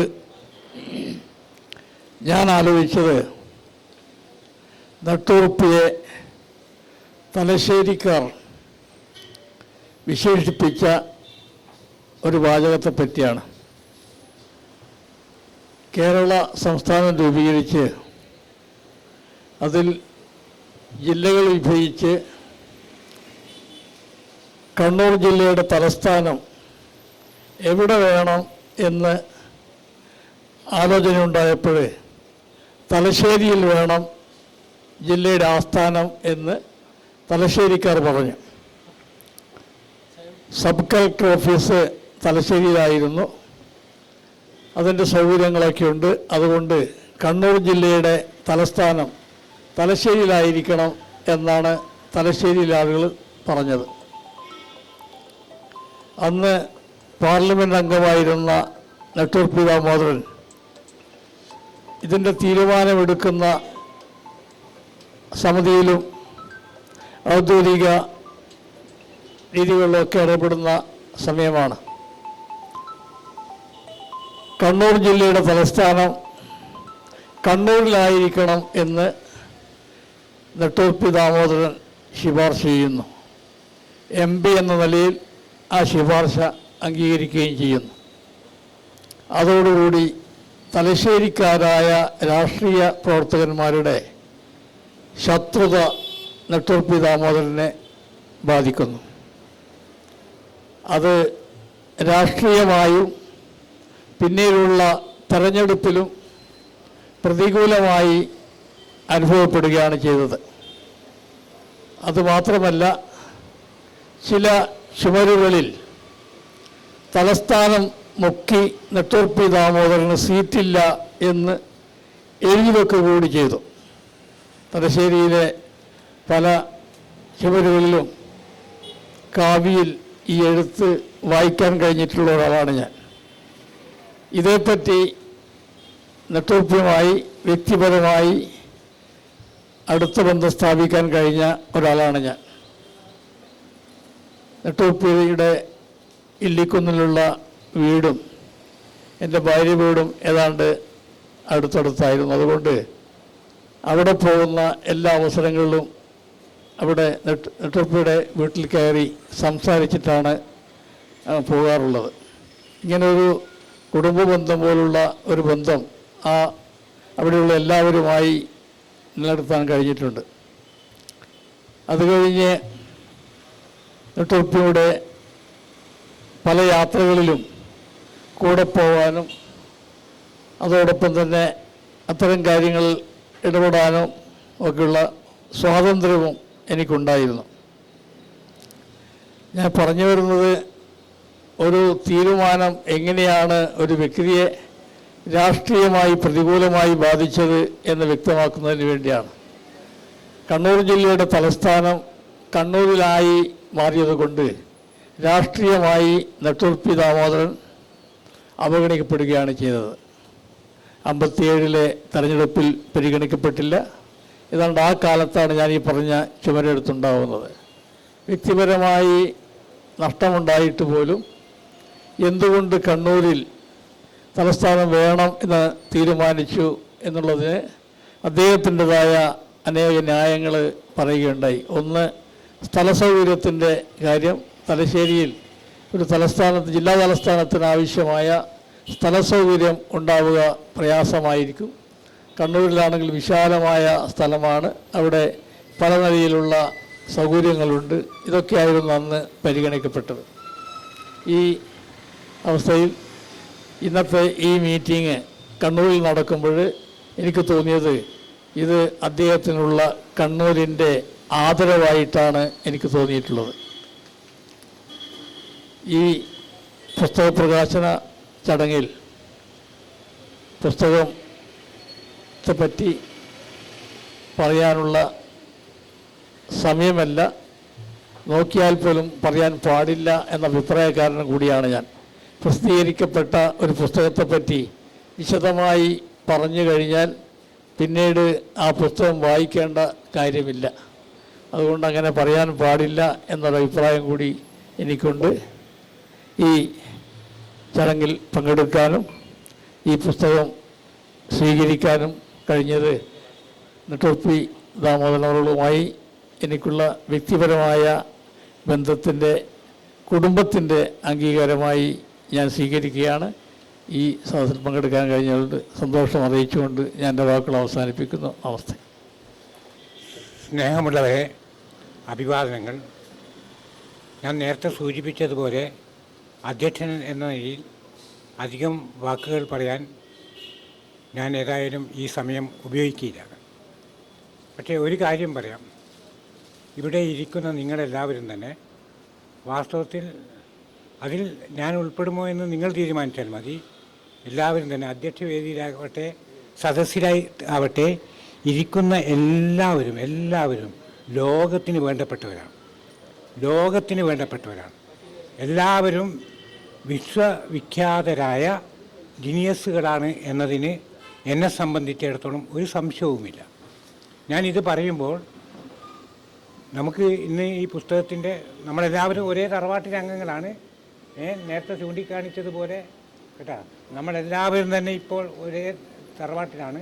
ലോകമേ തറവാട് എന്ന് പിന്നെ ഗാന്ധിജി പറഞ്ഞല്ലോ. ഗാന്ധിജിയെക്കുറിച്ച് വള്ളത്തോൾ പറഞ്ഞു ലോകമേ തറവാട് എന്ന്. അപ്പം ലോകമാകുന്ന തറവാട്ടിലെ അംഗങ്ങളാണ് ഇപ്പോൾ ഈ ഇരിക്കുന്ന നമ്മളെല്ലാവരും എന്നതിനൊരു സംശയവുമില്ല. പക്ഷേ അതിൽ ആരെല്ലാമാണ് ഏറ്റവും പ്രഗത്ഭന്മാർ എന്ന് നമ്മൾ ആലോചിക്കാൻ പോവേണ്ടതില്ല. കാരണം നമ്മളെല്ലാവരും ഒരുപോലെയാണ് എന്നതിനൊരു സംശയവുമില്ല. ഞാൻ ഇത് ചൂണ്ടിക്കാണിക്കാൻ കാരണം ഈ സദസ്സിൽ നമ്മളൊരു പക്ഷേ പറയും ഇവിടെ ഒരു 10ഓ 50ഓ പേരേ ഇരിക്കുന്നുള്ളൂ, അല്ലെങ്കിൽ 10ഓ 100 പേരേ ഇരിക്കുന്നുള്ളൂ എന്ന് പറയും. ഇനി 1000 പേരിരുന്നാലും തിരക്കുള്ള, 10,000 പേരിരുന്നാലും തിരക്കുള്ള, 1,00,000 പേരിരുന്നാലും തിരക്കുള്ള ഈ സദസ്സ്, ഇവിടെ ഇരിക്കുന്ന ഈ സദസ്സിൽ നമ്മൾ ആരെയൊക്കെയാണ് കാണുന്നത്? ലോകത്തിലെ ഏറ്റവും പ്രശസ്തനായ ഗൈനക്കോളജിസ്റ്റ് ഇവിടെ ഉണ്ട്, ഏറ്റവും പ്രഗത്ഭനായ ന്യൂറോളജിസ്റ്റ് ഉണ്ട്.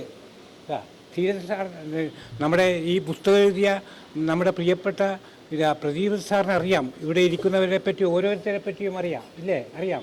കാരണം അവരൊക്കെ തന്നെ ഇപ്പം ഞാൻ നേരത്തെ സൂചിപ്പിച്ച ഹീറ നെട്ടൂർ പറഞ്ഞല്ലോ, ഞാൻ അവരുടെ പേരെടുത്ത് പറയാൻ കാരണം ഒരു സ്ത്രീയല്ലേ, അതുകൊണ്ട് എന്തായാലും അത് ഞാൻ ചൂണ്ടിക്കാണിച്ചേ പറ്റൂ. അവരാരാണ് കേട്ടോ? അവരേതെല്ലാം മേഖലയിലാണ് പ്രവർത്തിക്കുന്നത്? ഏതെങ്കിലും ഒരു മേഖലയിൽ മാത്രമാണോ?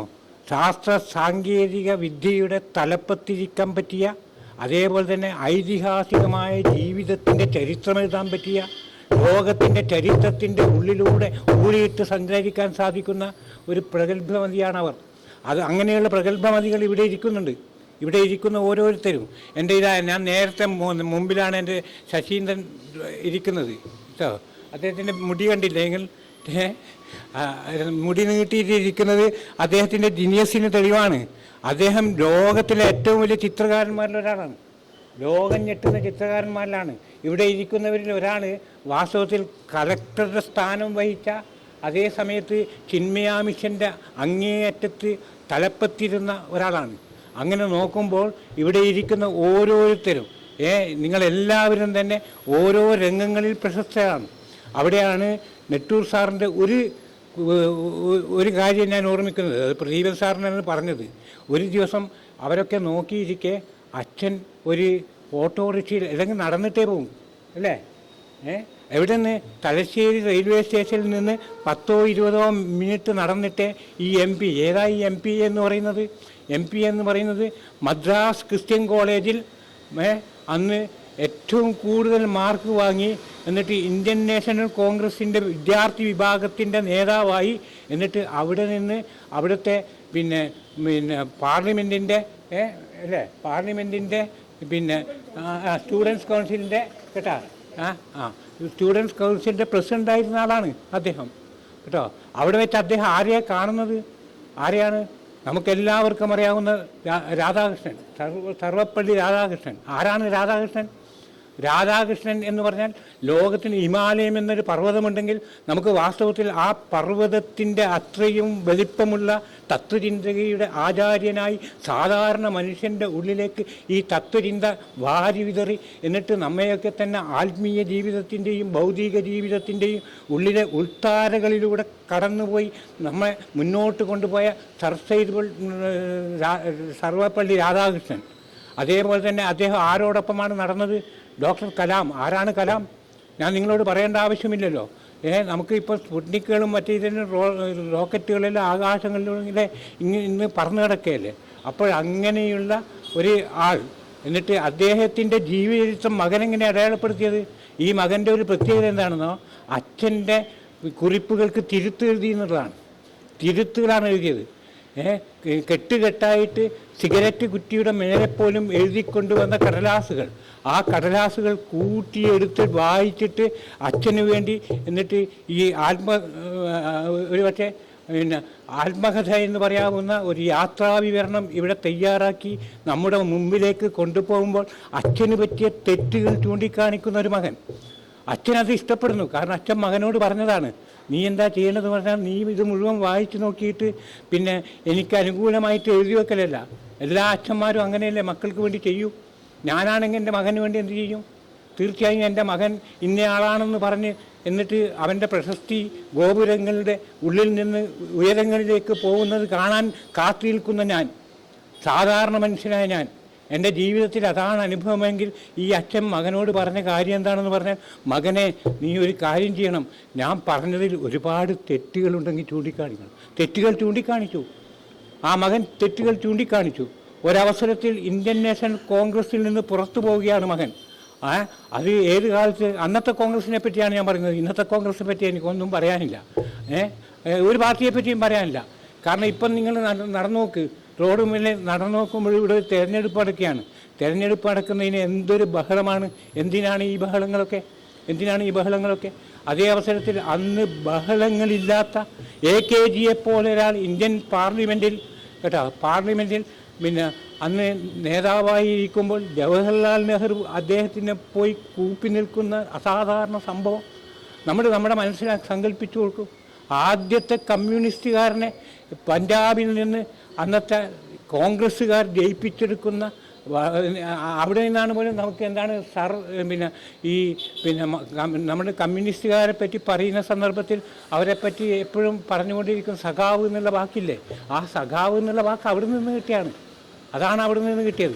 അതൊക്കെ ചൂണ്ടിക്കാണിക്കുന്ന ഐതിഹാസികമായ, ചരിത്രപരമായ, ആത്മനിർഭരമായ, അതിനപ്പുറത്ത് നമ്മുടെയൊക്കെ മനസ്സിൻ്റെ ഉള്ളിലെ അഗാധതലങ്ങളിൽ ഒരു ഗംഗാനദി പോലെയുള്ള ഒരു പ്രവാഹമുണ്ടാക്കുന്ന ഒരു മനോഹരമായ ഒരു പുസ്തകമാണ് ഇവിടെ അവതരിപ്പിച്ചിരിക്കുന്ന പുസ്തകം. ഞാൻ 1-2 വാക്കുകൾ കൂടി പറഞ്ഞ് അവസാനിപ്പിക്കുകയാണ്. ഇന്ന് നോമ്പിൻ്റെ അല്ലെങ്കിൽ മുസ്ലിങ്ങളെ സംബന്ധിച്ചിടത്തോളം റംസാൻ്റെ 27-ാം രാവാണ്. ഇന്ന് വിശ്വസിക്കപ്പെടുന്നത് ഇന്നാണ് വിശുദ്ധ ഖുർആൻ ഇറങ്ങിയതെന്നാണ്. ദൈവത്തിൽ നിന്ന് നബി തിരുമേനിക്ക് വിശുദ്ധ ഖുർആൻ ലഭിച്ച ദിവസമാണ് ഇന്ന് എന്നാണ് പറയുന്നത്. ആ വിശുദ്ധ ഖുർആൻ്റെ ആ വാക്കുകളുടെ തുടക്കം എന്തായിരുന്നു? ഇഖ്റഇ ബിസ്മി റബ്ബിക്കല്ലദീ ഖലഖ്, നീ നിൻ്റെ നാഥൻ്റെ നാമത്തിൽ വായിക്കുക കേട്ടോ. എന്നിട്ട് പറയുന്നതാണ്, കലം കൊണ്ട് നിന്നെ, പേന കൊണ്ട് നിന്നെ എഴുതാൻ പഠിപ്പിച്ച ദൈവത്തിൻ്റെ നാമത്തിൽ നീ വായിക്കുക. അങ്ങനെ ഒരു ദിവസമാണിത്, ദൈവത്തിൻ്റെ നാമത്തിൽ വായിക്കുക. ആ വായന ഇന്ന് ആർക്കുണ്ട്? നമുക്ക് എത്ര പേർക്കുണ്ട്? അതാണ് നമ്മൾ ചിന്തിക്കേണ്ടത്. ആ വായന എവിടെ പോയി? തമസോമാ ജ്യോതിർഗമയോ എന്ന് നമ്മുടെ ഉപനിഷത്തുകളിൽ നിന്ന്, ആദി ജീവിതത്തിൻ്റെ ആത്മീയ സൂര്യനിൽ നിന്ന്, അഥവാ ഇന്ത്യയുടെ ആത്മാവിൽ നിന്ന് വരുന്ന അമൃത ഗംഗാപ്രവാഹത്തിൽ നിന്ന് പഠിച്ചവരല്ലേ നമ്മൾ? തമസമോ ജ്യോതിർഗം. അങ്ങനെയാണോ ഇപ്പോൾ സംഭവം? ഇപ്പോഴെന്താണ് നടന്നുകൊണ്ടിരിക്കുന്നത് നമുക്കറിയാമല്ലോ. ലോകം മുഴുവൻ യുദ്ധത്തിൻ്റെ കീഴിലല്ലേ. നബി തിരുമേനി പറഞ്ഞു, മാതാവിൻ്റെ കാലടിപ്പാടുകളിലാണ് സ്വർഗം എന്ന്. യേശുദേവനും അത് തന്നെ പറഞ്ഞു.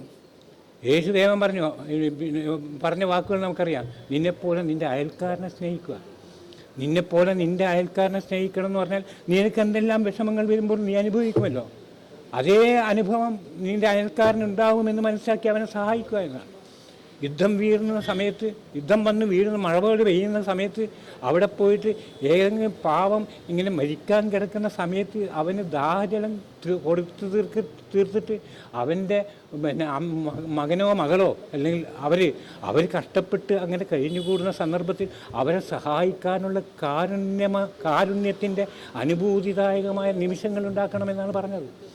അദ്വൈതമാണല്ലോ നമ്മൾ പഠിച്ചത്, കേരളം പഠിച്ചത്. പക്ഷേ ആ കേരളത്തിൽ ഇന്നത് പറ്റി. ഇന്നെന്താണ് സംഭവിച്ചുകൊണ്ടിരിക്കുന്നത്? വർഗീയതയും വിഘടനവാദവും നമ്മുടെ സ്വന്തമായി മാറിയില്ലേ? മതം എന്ന് പറയുന്നത് ചീത്ത മതവും രാഷ്ട്രീയം എന്ന് പറയുന്നത് ചീത്ത രാഷ്ട്രീയവുമായി മാറിക്കൊണ്ടിരിക്കുന്ന വേദനാജനകമായ ഈ ഒരു ദുരന്ത കാലഘട്ടത്തിൽ വാസ്തവത്തിൽ നമുക്ക് ഇദ്ദേഹത്തെ പോലുള്ള ഈ നെട്ടൂരിനെ പോലുള്ള ആളുകളിൽ നിന്ന് നമ്മുടെ ഐക്യം പഠിക്കുകയും നമ്മൾ തറവാട്ടിൽ ഒന്നായി ജീവിക്കുന്ന എല്ലാവരും ഈ വിവേകാനന്ദൻ പറഞ്ഞതുപോലെ നമുക്കെല്ലാവർക്കും സഹോദരന്മാരായി ജീവിക്കാനുള്ള ശേഷി ഉണ്ടാവുകയും ചെയ്യുകട്ടെ എന്ന് മാത്രം ആശംസിച്ചുകൊണ്ട് ഞാൻ എൻ്റെ വാക്കുകൾ അവസാനിപ്പിക്കുന്നു. വാക്കുകൾ കെട്ടുന്ന ഈ ഒരു യാത്രാ വിവരണ ഗ്രന്ഥം സാധ്യമാക്കിയത് നെട്ടൂർ പി ദാമോദരൻ്റെ മകൻ ശ്രീ പ്രദീപ് നെട്ടൂരിൻ്റെ നേതൃത്വത്തിൽ അവരുടെ കുടുംബാംഗങ്ങളുടെ സഹായത്തോടു കൂടിയാണ്. അപ്പോൾ ശ്രീ പ്രദീപ് നെട്ടൂർ നെട്ടൂർ പി ദാമോദരനെ അച്ഛനെ പരിചയപ്പെടുത്തിക്കൊണ്ട് സംസാരിക്കും. അദ്ദേഹത്തെ ക്ഷണിക്കുകയാണ്. ബഹുമാനപ്പെട്ട അധ്യക്ഷൻ, വേദിയിലിരിക്കുന്ന എല്ലാ മാന്യ അതിഥികളെ, വിശിഷ്ടാതിഥികളെ, സുഹൃത്തുക്കളെ, മാന്യ പ്രേക്ഷകരെ,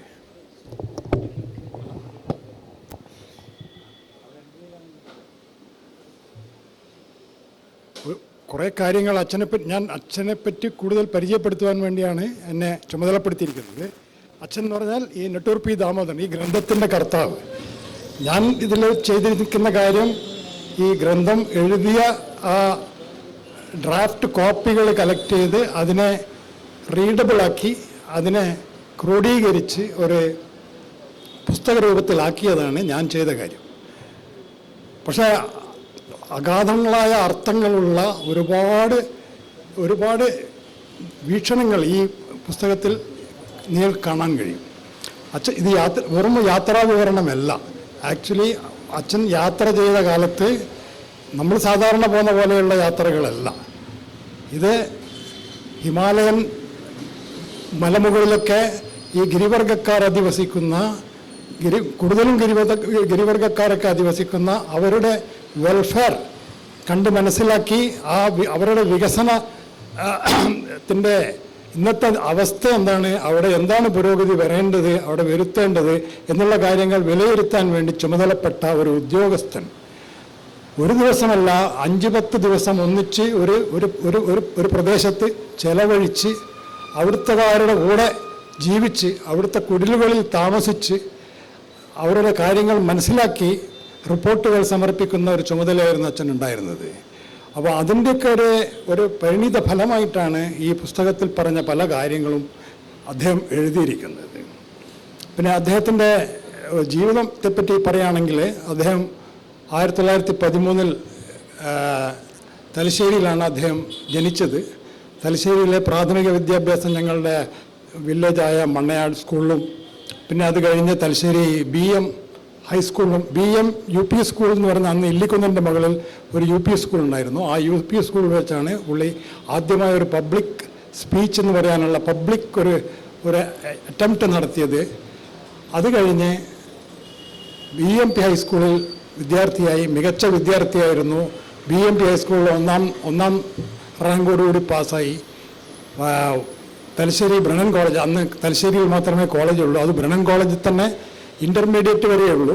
ആ ഇൻ്റർമീഡിയറ്റ് തലശ്ശേരി ബ്രണ്ണൻ കോളേജിൽ നിന്നും പ്രശസ്തമായ നിലയിൽ അദ്ദേഹം ജയിക്കുകയും അത് കഴിഞ്ഞ് മദ്രാസ് ക്രിസ്ത്യൻ കോളേജിൽ അദ്ദേഹത്തിന് അഡ്മിഷൻ കിട്ടുകയും, മദ്രാസ് കോളേജ്, ഇവിടെ മുഹമ്മദ് സാർ പറഞ്ഞതുപോലെ മദ്രാസ് ക്രിസ്ത്യൻ കോളേജ് ഒരു സാധാരണ കോളേജല്ല, അത് പ്രശസ്തരായ പല വ്യക്തികളും പഠിച്ചതും പഠിപ്പിച്ചതുമായിട്ടുള്ളൊരു കോളേജാണ്. ഈ സർവേപ്പള്ളി രാധാകൃഷ്ണൻ സാർ പറഞ്ഞു, നമ്മുടെ പ്രസിഡൻ്റായിരുന്ന ഡോക്ടർ സർവേപ്പള്ളി രാധാകൃഷ്ണൻ അവിടുത്തെ അധ്യാപകനായിരുന്നു. ലക്ഷ്മണസ്വാമി മുതലിയാർ എന്ന് പറഞ്ഞ പഴയ വൈസ് ചാൻസലർ അവിടുത്തെ വിദ്യാർത്ഥിയും അവിടുത്തെ അധ്യാപകനുമായിരുന്നു. അത്രയും പ്രശസ്തരായ ആളുകൾ പഠിച്ച ആ കോളേജിൽ അദ്ദേഹം ആദ്യത്തെ തിരഞ്ഞെടുക്കപ്പെട്ട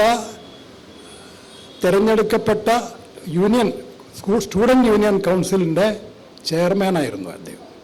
നേതൃപാടവം വളരെ ചെറിയ പ്രായത്തിൽ തന്നെ അദ്ദേഹം പ്രകടിപ്പിക്കുകയും അതിൻ്റെ ഫലമായി അദ്ദേഹം മദ്രാസ് ക്രിസ്ത്യൻ കോളേജ് യൂണിയൻ പ്രസിഡൻ്റായി തിരഞ്ഞെടുക്കപ്പെടുകയും ആ ഒരു പദവി വെച്ചുകൊണ്ട് അദ്ദേഹം വലിയ വലിയ ആളുകളുമായി ഇടപഴകാൻ അദ്ദേഹത്തിന് അവസരം കിട്ടുകയും അങ്ങനെ ജീവിതത്തിൽ ഒരു നേതൃസ്ഥാനത്തേക്ക് അദ്ദേഹം വളരെ പെട്ടെന്ന് മുന്നോട്ട് വരികയും ചെയ്തു. അത് കഴിഞ്ഞ് അദ്ദേഹം കുറച്ചു കാലം മദ്രാസിൽ തന്നെ, ഡിഗ്രി കഴിഞ്ഞതിന് ശേഷം മദ്രാസിൽ തന്നെ അദ്ദേഹം പോലീസ് ഡിപ്പാർട്ട്മെൻറ്റിൽ ഒരു ചെറിയ ജോലിയിൽ പ്രവേശിക്കുകയും, പക്ഷേ സ്വാതന്ത്ര്യ സമരത്തിൻ്റെ കാഹളങ്ങൾ കേട്ടപ്പോൾ മഹാത്മാഗാന്ധിയുടെ ഡു ഓർ ഡൈ എന്ന ഇത് കേട്ട് അദ്ദേഹത്തിൻ്റെ ശരിയായ വാക്ക് വരുന്നില്ല, അദ്ദേഹം ആഹ്വാനം കേട്ടിട്ട് ഈ സ്വാതന്ത്ര്യ സമരത്തിലേക്ക് എടുത്തു ചാടിയ ഒരാളായിരുന്നു അദ്ദേഹം. അത് കഴിഞ്ഞ് അദ്ദേഹത്തിൻ്റെ പ്രവർത്തന മണ്ഡലം തലശ്ശേരിയിലേക്ക് മാറ്റി. തലശ്ശേരിയിൽ വന്നു അദ്ദേഹം കോൺഗ്രസിൻ്റെ പ്രവർത്തനങ്ങളിലും മഹാത്മാഗാന്ധിയുടെ മെസ്സേജുകളൊക്കെ എല്ലാവരിലും എത്തിക്കാൻ വേണ്ടിയും പിന്നെ സ്വാതന്ത്ര്യത്തിന് വേണ്ടിയിട്ടുള്ള സമരങ്ങളിലും അദ്ദേഹം നിരന്തരം ഏർപ്പെടുകയും അത് കഴിഞ്ഞ് സ്വാതന്ത്ര്യത്തിനായുള്ള പോരാട്ടത്തിൽ അദ്ദേഹത്തിനെ അറസ്റ്റ് ചെയ്യുകയും പോരാട്ടത്തിനിടയിൽ അദ്ദേഹത്തിനെ അറസ്റ്റ് ചെയ്യുകയും അദ്ദേഹം അറസ്റ്റ് വരിച്ച് അന്ന് മദ്രാസ് സംസ്ഥാനമായിരുന്നു ഇത്. മദ്രാസ് സംസ്ഥാനത്തിൻ്റെ ഒരു ജില്ലയായിരുന്നു നമ്മുടെ മലബാർ ജില്ല. മലബാർ ജില്ല എന്ന് പറഞ്ഞാൽ ഇന്നത്തെ കണ്ണൂരും കോഴിക്കോടും പാലക്കാടും ചേർന്നിട്ടുള്ള പ്രദേശങ്ങൾ ഉൾക്കൊള്ളുന്ന ഒരു ജില്ലയായിരുന്നു അന്ന് മലബാർ ജില്ല. ആ മലബാർ ജില്ലയിലെ മലബാർ ജില്ലയിലെ ഒരു ഒന്നാംകിട സ്വാതന്ത്ര്യ സമര പോരാളിയായിരുന്നു. ഒരു ഉജ്ജ്വല വാഗ്മിയായിരുന്നു, പ്രഗത്ഭനായ പ്രാസംഗികനായിരുന്നു. അങ്ങനെ അദ്ദേഹത്തിൻ്റെ പ്രസംഗങ്ങളുടെ ബാഹുല്യവും പ്രസംഗങ്ങളുടെ വ്യാപ്തിയും കണ്ട് മനസ്സിലാക്കി ഗവൺമെൻറ് ഇദ്ദേഹത്തെ വെറുതെ വിട്ടാൽ ശരിയാവില്ല, ഇദ്ദേഹത്തെ ഉടനെ അറസ്റ്റ് ചെയ്ത് ജയിലിലടക്കണമെന്ന് പറഞ്ഞ് വളരെ വേഗം അദ്ദേഹത്തെ പിന്തുടർന്ന് അവർ അറസ്റ്റ് ചെയ്ത് ബെല്ലാരി ജയിൽ, അന്നത്തെ ബെല്ലാരി ജയിൽ എന്ന് പറഞ്ഞാൽ ബെല്ലാരി ഇന്നത്തെ കർണാടകയിലാണ്, പക്ഷെ അന്ന് മദ്രാസ് സ്റ്റേറ്റിലാണ്. അപ്പോൾ ഈ മദ്രാസ് സ്റ്റേറ്റിലെ ബെല്ലാരി ജയിലിലേക്ക് അദ്ദേഹത്തെ കൊണ്ടുപോയി തടങ്കലിലാക്കുകയും ചെയ്ത് 2 കൊല്ലത്തോളം, അതായത് അദ്ദേഹത്തിൻ്റെ തികഞ്ഞ യൗവനകാലം 28-29 വയസ്സിൽ അദ്ദേഹം ബെല്ലാരി ജയിലിലാണ് ചെലവഴിച്ചത്. അവർ ജയിൽ മോചിതനായി പുറത്തു വന്ന അദ്ദേഹം പിന്നെ അപ്പോഴേക്കും സ്വാതന്ത്ര്യം കിട്ടുന്ന ഏതാണ്ടൊരു ലക്ഷണങ്ങൾ കാണാൻ തുടങ്ങി. ഇന്ത്യക്ക് സ്വാതന്ത്ര്യം കൈവരും എന്നുള്ള ലക്ഷണങ്ങൾ വരുന്നതുകൊണ്ട് അദ്ദേഹം മറ്റ് മേഖലകളിലേക്ക് അദ്ദേഹത്തിൻ്റെ പ്രവർത്തനം വ്യാപിപ്പിച്ചു. അത് കഴിഞ്ഞ് ഈ കളരിപ്പയറ്റ്, അന്ന് കേരളത്തിൽ അത്ര വലിയ പ്രചാരമില്ലാതിരുന്ന കളരിപ്പയറ്റിന് പ്രചാരണം സിദ്ധിക്കുവാൻ വേണ്ടി തലശ്ശേരിയിലെ കളരിപ്പയറ്റ് ആചാര്യനായ CV നാരായണൻ നായരുമായി ചേർന്ന് ആ കളരി ട്രൂപ്പിനെയും കൊണ്ട് അദ്ദേഹം ഒരുപാട് ഭാരതം മുഴുവൻ കളരി ട്രൂപ്പിനെ കൊണ്ട് ഈ കളരി പ്രചരണത്തിന് വേണ്ടി പ്രവർത്തിക്കുകയും ബോംബെ, ഡൽഹി തുടങ്ങിയ സ്ഥലങ്ങളിൽ ഈവൻ സിലോൺ വരെ പോയിട്ടുണ്ട്. ഈ കളരി പ്രചരണവുമായി നടക്കുകയായിരുന്നു. അത് കഴിഞ്ഞിട്ടാണ് ഇദ്ദേഹത്തിൻ്റെ വിദ്യാഭ്യാസ യോഗ്യതയും ഇദ്ദേഹത്തിൻ്റെ പ്രവൃത്തി പരിചയവും ഇദ്ദേഹത്തിൻ്റെ കഴിവും മനസ്സിലാക്കിയിട്ട് അന്നത്തെ കോൺഗ്രസ് മുഖ്യമന്ത്രിയായിരുന്ന ടി പ്രകാശം ആയിരുന്നു അന്ന് മദ്രാസ് കോൺഗ്രസിൻ്റെ മുഖ്യമന്ത്രി, മദ്രാസ് സംസ്ഥാനത്തിൻ്റെ മുഖ്യമന്ത്രി. ടി പ്രകാശം അദ്ദേഹത്തെ വിളിപ്പിച്ച് ഒരു പ്രത്യേക ദൗത്യം ഏൽപ്പിക്കുകയാണ്. എന്താണ് ദൗത്യം? മഹാത്മാഗാന്ധിയുടെ ഗ്രാമസ്വരാജ് പദ്ധതി ഗ്രാമങ്ങളിൽ കൊണ്ടുവന്ന് അത് പരീക്ഷിക്കുവാൻ വേണ്ടി ഫർക്ക എന്ന നിലക്ക് ഒരു മാതൃകാ ഫർക്കയായി തലശ്ശേരി തിരഞ്ഞെടുക്കുകയും ആ തലശ്ശേരിയിലെ ഫർക്ക ഡെവലപ്മെൻറ്റ് ഓഫീസറായി അദ്ദേഹത്തെ ഡയറക്റ്റായി നിയമിക്കുകയും ചെയ്തു.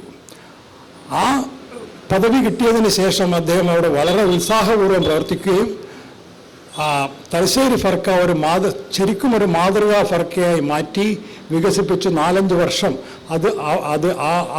ആ പ്രവൃത്തിയിൽ അദ്ദേഹം ലയിച്ചു പ്രവർത്തിക്കുകയുണ്ടായി. ആ സമയത്താണ് ഇന്ത്യക്ക് സ്വാതന്ത്ര്യം ലഭിക്കുന്നതും. ഇതിൻ്റെ ഈ പുസ്തകത്തിൻ്റെ അവതാരികയിൽ ശ്രീ ബാലകൃഷ്ണൻ കൊയ്യാൽ എഴുതിയിട്ടുണ്ട്. തുടക്കത്തിൽ തന്നെ അവർ സ്വാതന്ത്ര്യം ആഘോഷിക്കുന്ന, ഇന്ത്യയുടെ സ്വാതന്ത്ര്യം ആഘോഷിക്കുന്ന 2 ചെറുപ്പക്കാർ തലശ്ശേരി കോട്ടയാണ് തിരഞ്ഞെടുത്തത്.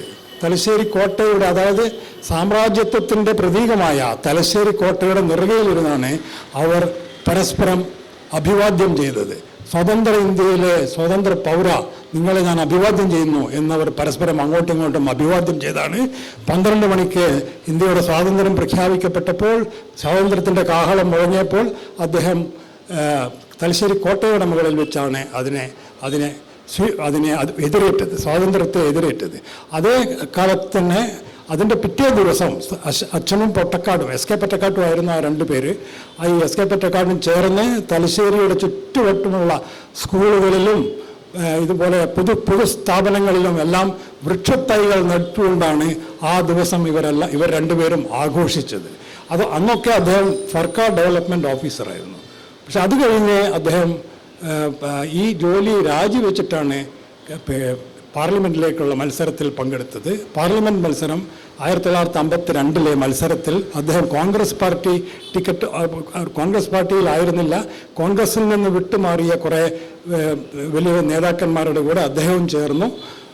ഒരു കിസാൻ മസ്ദൂർ പ്രജാ പാർട്ടി എന്ന് പറഞ്ഞ ഒരു പാർട്ടിയിലാണ് അദ്ദേഹം ഇവിടുന്ന് തിരഞ്ഞെടുക്കപ്പെട്ടത്. ഇവിടുന്ന് തിരഞ്ഞെടുപ്പിന് ശേഷം ഒരു പ്രഗത്ഭനായ പാർലമെൻറ്റേറിയനായിട്ട് അദ്ദേഹം മാറുകയും 5 വർഷം അവിടെ പാർലമെൻറ്റ് മെമ്പറായി തിളങ്ങി നിൽക്കുകയും ചെയ്യുന്നു. ആ കാലഘട്ടത്തിലാണ് അദ്ദേഹം ചെയ്ത ചില കാര്യങ്ങൾ ഇപ്പോൾ ഇവിടെ നേരത്തെ ശ്രീ TKD മുഴപ്പിലങ്ങാട് സൂചിപ്പിക്കുകയുണ്ടായി. തലസ്ഥാനം, അതായത് 1957 കാലത്താണ് സംസ്ഥാന പുനർവിഭജനം ഉണ്ടായത്. സംസ്ഥാന പുനർവിഭജനം ഉണ്ടായപ്പോൾ പല കീറാമുട്ടി പ്രശ്നങ്ങളും ഉടലെടുത്തു. അതിലൊരു പ്രധാന പ്രശ്നം മലബാർ ജില്ല 3ആയി വിഭജിക്കാനുള്ള പരിപാടി അതാണ് തീർച്ചയായി. അതായത് മലബാർ ജില്ല വിഭജിച്ച് കോഴിക്കോട്, കണ്ണൂർ, പാലക്കാട്. അന്ന് കണ്ണൂർ ജില്ല എന്ന് നാമകരണം ചെയ്തിട്ടില്ല. മിക്കവാറും തലശ്ശേരിക്കായിരുന്നു അതിൻ്റെ എല്ലാവിധ സാധ്യതകളും. കാരണം ബ്രിട്ടീഷുകാരുടെ ഒരു പ്രധാന താവളമായിരുന്നു തലശ്ശേരി. ഈവൻ ഇന്നിപ്പം നമുക്കറിയുന്ന സിംഗപ്പൂരിനേക്കാളും മുമ്പേ ഒരു മുനിസിപ്പാലിറ്റി ആയ നഗരമാണ് തലശ്ശേരി. കണ്ണൂർ മുനിസിപ്പാലിറ്റി ആയിരുന്നു, പക്ഷേ കണ്ണൂരിനേക്കാളും എത്രയോ മുമ്പേ തലശ്ശേരി മുനിസിപ്പാലിറ്റി ആയിരുന്നു. അപ്പോൾ അങ്ങനത്തെ ഒരു സ്ഥലത്ത് തലസ്ഥാനം അവിടെ മാത്രമേ വരൂ എന്നുള്ളതാണ് എല്ലാവരും ഗ്രഹിച്ചിരുന്നത്. പക്ഷേ തലശ്ശേരിയുടെ തിരഞ്ഞെടുക്കപ്പെട്ട മെമ്പറായിരുന്ന അദ്ദേഹം നെട്ടൂർ P. ദാമോദരൻ ആലോചിച്ചപ്പോൾ ഈ തലശ്ശേരി വളരെ 4 നദികളും വളരെ ഇടുങ്ങിയ റോഡുകളുമായി വെരിഞ്ഞു മുറുക്കപ്പെട്ട തലശ്ശേരിയിൽ ഒരു വികസന സാധ്യതയുമില്ലെന്ന് അദ്ദേഹത്തിന് മനസ്സിലായി. അങ്ങനെ അദ്ദേഹം കണ്ണൂരിന് വേണ്ടിയാണ് അദ്ദേഹം നിലകൊണ്ടത്. കണ്ണൂരിനെ അന്ന് ഇവിടെ ഇരിക്കുന്ന പലർക്കും ഓർമ്മയുണ്ടോ എന്ന് എനിക്കറിയില്ല. കണ്ണൂർ ഒരു ചെറിയൊരു നഗരം തന്നെ പറയാൻ പറ്റില്ല. കാരണം ഈ റെയിൽവേ ലൈനിൻ്റെ പടിഞ്ഞാറ് ഭാഗത്തുള്ള ഒരു കുറച്ച് കടകളൊക്കെയായിട്ട് അതിൻ്റെ പടിഞ്ഞാറായിട്ടുള്ള കുറച്ച് സ്ഥലങ്ങൾ മാത്രമാണ് നഗരം എന്ന് പറയാനുള്ള ഒരു അവകാശപ്പെടാൻ പറ്റിയ ഒരു സ്ഥലം അന്നുണ്ടായിരുന്നത്. ഞാൻ പറയുന്നത് 57 മുമ്പേയുള്ള കാലഘട്ടത്തിലാണ്. അപ്പോൾ അന്ന് അങ്ങനെയുള്ളൊരു സ്ഥലത്ത് പക്ഷേ വിശാലമായ മൈതാനികളുണ്ടായിരുന്നു. കണ്ണൂരിൽ വിശാലമായ കോട്ട മൈതാനി, പോലീസ് മൈതാനി, അങ്ങനെ പല മൈതാനികൾ ഇവിടെ ഉണ്ടായിരുന്നു. ആ മൈതാനികളിലൊക്കെ വികസനം അച്ഛൻ സ്വപ്നം കണ്ടു. അങ്ങനെയാണ് കണ്ണൂർ. അപ്പോൾ അന്നെന്ത് സംഭവിച്ചു എന്ന് വെച്ചാൽ ഈ തർക്കം വന്നപ്പോൾ 2 സ്ഥലങ്ങൾ, ഇവിടെ മാത്രമല്ല തർക്കങ്ങൾ ഇന്ത്യ മുഴുവൻ ഉണ്ടായിരുന്നു. പക്ഷെ അതിൽ കേരളത്തിനെ സംബന്ധിച്ചിടത്തോളം കണ്ണൂരിലാണ് ഏറ്റവും വലിയ തർക്കം നടന്നത്. കണ്ണൂരിൽ തർക്കം നടന്നപ്പോൾ ഇവിടുത്തെ member of parliament Shri AK ഗോപാലനായിരുന്നു. അദ്ദേഹം വെറും MP ആയിരുന്നില്ല, അദ്ദേഹം അന്ന് പ്രതിപക്ഷ നേതാവ് കൂടിയായിരുന്നു. പക്ഷെ അദ്ദേഹം വളരെ നിഷ്പക്ഷത പാലിക്കുകയാണ് ഉണ്ടായത്. കണ്ണൂർ MP ആണെങ്കിലും അദ്ദേഹം എനിക്ക് കണ്ണൂർ വേണമെന്നൊന്നും ആവശ്യപ്പെട്ടില്ല. അദ്ദേഹം വളരെ നിഷ്പക്ഷനായിരുന്നു. പക്ഷെ അച്ഛൻ തലശ്ശേരി MP ആയിരുന്നിട്ട് കൂടി അദ്ദേഹം കണ്ണൂരിന് വേണ്ടി വാദിക്കുകയും കണ്ണൂരിന് വേണ്ടി നിലകൊള്ളുകയും അങ്ങനെ ആ കാലത്ത് ഈ അവസാന തീരുമാനം എടുക്കേണ്ടത് അന്നത്തെ കേന്ദ്ര ആഭ്യന്തരമന്ത്രി പണ്ഡിറ്റ് വല്ലഭ് പന്തായിരുന്നു. പണ്ഡിറ്റ് വല്ലഭ് പന്ത് ആദ്യം ആഭ്യന്തരമന്ത്രിയായിരുന്നപ്പോൾ അദ്ദേഹത്തിന് അച്ഛനെ വളരെ വിശ്വാസമായിരുന്നു. അദ്ദേഹം എല്ലാ MP-മാരുടെയും അഭിപ്രായങ്ങൾ ചോദിച്ചപ്പോൾ അച്ഛൻ ധൈര്യസമേതം കണ്ണൂരിന് വേണ്ടി വാദിച്ചു. ആ വാദം അദ്ദേഹം അംഗീകരിക്കുകയും അങ്ങനെ അന്ന് തൊട്ട് കണ്ണൂർ ജില്ല എന്ന് പേര് വരികയും അതിൻ്റെ ആസ്ഥാനമായി കണ്ണൂർ തിരഞ്ഞെടുക്കപ്പെടുകയും ചെയ്തു. അപ്പോൾ ആ കണ്ണൂരാണ് ഇപ്പോൾ നമ്മളിപ്പോൾ ഇരിക്കുന്നത്. ആ കണ്ണൂരിൻ്റെ അന്നത്തെ നിലയിൽ നിന്നുള്ള വികസനം നിങ്ങൾക്കിപ്പോൾ ആലോചിക്കാൻ പറ്റുമോ എന്ന് ആലോചിക്കാൻ അത്ര എളുപ്പമല്ല. ഇവിടെ ഇരിക്കുന്ന പല മുതിർന്നവരും അന്ന് പഠിക്കാൻ കോളേജിൽ പോകാൻ വേണ്ടി കണ്ണൂരിലൊരു കോളേജ് പോലും ഉണ്ടായിരുന്നില്ല. 1957 മുമ്പേ 60 മുമ്പേ ഉണ്ടായിരുന്നില്ല. അപ്പോൾ ആ ഒരു അവസ്ഥയിൽ നിന്ന് കണ്ണൂർ എത്ര കാലം മുന്നോട്ട് പോയി എന്ന് നമുക്കിപ്പോൾ അറിയാൻ കഴിയും. ഇന്ന് കേരളത്തിലെ പ്രധാന നഗരങ്ങളിൽ കൊച്ചിയും കോഴിക്കോടും തിരുവനന്തപുരവും കഴിഞ്ഞാൽ കണ്ണൂരാണ് ഏറ്റവും മുൻപന്തിയിൽ നിൽക്കുന്നതെന്ന് നിസ്സംശയം പറയാൻ കഴിയും. അതിൻ്റെ കാരണം എന്താണ്? ഇത്തരം ഒരു ചിന്ത അച്ഛനിൽ ഉണ്ടാവുകയും അച്ഛൻ ആ നിലപാടിൽ ഉറച്ചു നിൽക്കുകയും അങ്ങനെ കണ്ണൂരിന് ആ ഒരു തലസ്ഥാന പദവി കിട്ടുകയും ചെയ്തതിൻ്റെ പരിണിത ഫലമാണ് നാം ഇന്ന് കാണുന്നത്. ഈ കേരളത്തിലെ 4ാം സ്ഥാനത്ത് കണ്ണൂർ എവിടെ എത്തിപ്പോയി? എഞ്ചിനീയറിംഗ് കോളേജുണ്ട്, പോളിടെക്നിക്, അതൊക്കെ ആ വികസനം 57 ശേഷം അങ്ങനെ ഒരു കുതിച്ചു ചാട്ടമായിരുന്നു. അത് ഇവിടെയുള്ള ഈ ചെറുപ്പക്കാർക്കാർക്കും അറിയില്ല, പക്ഷെ മുതിർന്നവർക്ക് പലർക്കും മറക്കാൻ പറ്റാത്ത കാര്യങ്ങളാണത്. അപ്പോൾ അതൊന്ന് ഞാൻ ഓർമ്മിപ്പിച്ചു എന്നേ ഉള്ളൂ. അത് കഴിഞ്ഞ് അദ്ദേഹം പാർലമെൻറ്റ് മെമ്പർ അല്ലാതെ TKD മുഴപ്പിലങ്ങാട് പറഞ്ഞതുപോലെ അദ്ദേഹം വളരെ അൺപോപ്പുലറായി, തലശ്ശേരിക്കാർക്ക് അദ്ദേഹം വേണ്ടാത്തവനായി, അദ്ദേഹം ശത്രുവായി. ഇന്നും തലശ്ശേരിക്കാർ അദ്ദേഹത്തെ ഓർക്കുന്നില്ല എന്ന് മാത്രമല്ല, അദ്ദേഹത്തോടൊരു പ്രത്യേക ശത്രുതാ മനോഭാവം കൂടി അദ്ദേഹത്തിനുണ്ട് എന്ന് പറയേണ്ടി വന്നിരിക്കുന്നു. പക്ഷേ അതേസമയം ആ ഒരു സ്നേഹം കണ്ണൂർക്കാർക്ക് ഇല്ലതാനും. ഇങ്ങനെ ഒരു കണ്ണൂരിൽ ഇദ്ദേഹത്തിനെ കൊണ്ട് കണ്ണൂരിന് ഇങ്ങനെ ഒരു പദവി കിട്ടുകയും കണ്ണൂർ വളരെ മുന്നോട്ട് വരികയും ചെയ്തു എന്നുള്ള ആ ഒരു അറിവ് അത് ഇതുവരെ ആർക്കും തോന്നിയതായി എനിക്ക് തോന്നുന്നില്ല, അന്നത്തെ നേതാക്കളടക്കം. അപ്പോൾ ഇതായിരുന്നു അച്ഛൻ്റെ കണ്ണൂരിൽ നിന്നുള്ള ഏറ്റവും വലിയ കോൺട്രിബ്യൂഷൻ. അതല്ലാതെ ഒരു കോൺട്രിബ്യൂഷനും കൂടി അച്ഛൻ ചെയ്തിട്ടുണ്ട് കണ്ണൂരിന് വേണ്ടിയിട്ട്. അതെന്താണെന്ന് വെച്ചാൽ അച്ഛനൊരു തികഞ്ഞ ശ്രീനാരായണ ഭക്തനാണ്. അപ്പോൾ ശ്രീനാരായണ ഗുരുവിൻ്റെ ആദർശങ്ങളിൽ അടിയുറച്ച് വിശ്വസിക്കും, ഗാന്ധിജിയുടെയും ശ്രീനാരായണ ഗുരുവിൻ്റെയും ആദർശങ്ങളിൽ അടിയുറച്ച് നിൽക്കുന്ന ഒരാളായിരുന്നു അച്ഛൻ. അപ്പോൾ അച്ഛൻ ശ്രീനാരായണ ഗുരുവിൻ്റെ അദ്ദേഹത്തിൻ്റെ കാര്യങ്ങളിലൊക്കെ വളരെ ദീർഘവീക്ഷണത്തോടുകൂടി ആക്ഷൻ എടുക്കുമായിരുന്നു. അപ്പോൾ അന്ന് ഇവിടെ കണ്ണൂരിൽ എല്ലാവർക്കും അറിയാം ശ്രീനാരായണ പാർക്ക് എന്ന് പറഞ്ഞാൽ അറിയാം. അതെന്നാണ് വന്നതെന്നറിയോ? ശ്രീനാരായണ പാർക്ക് നിലവിൽ വന്നത് 1958-59 കാലഘട്ടത്തിലാണ്.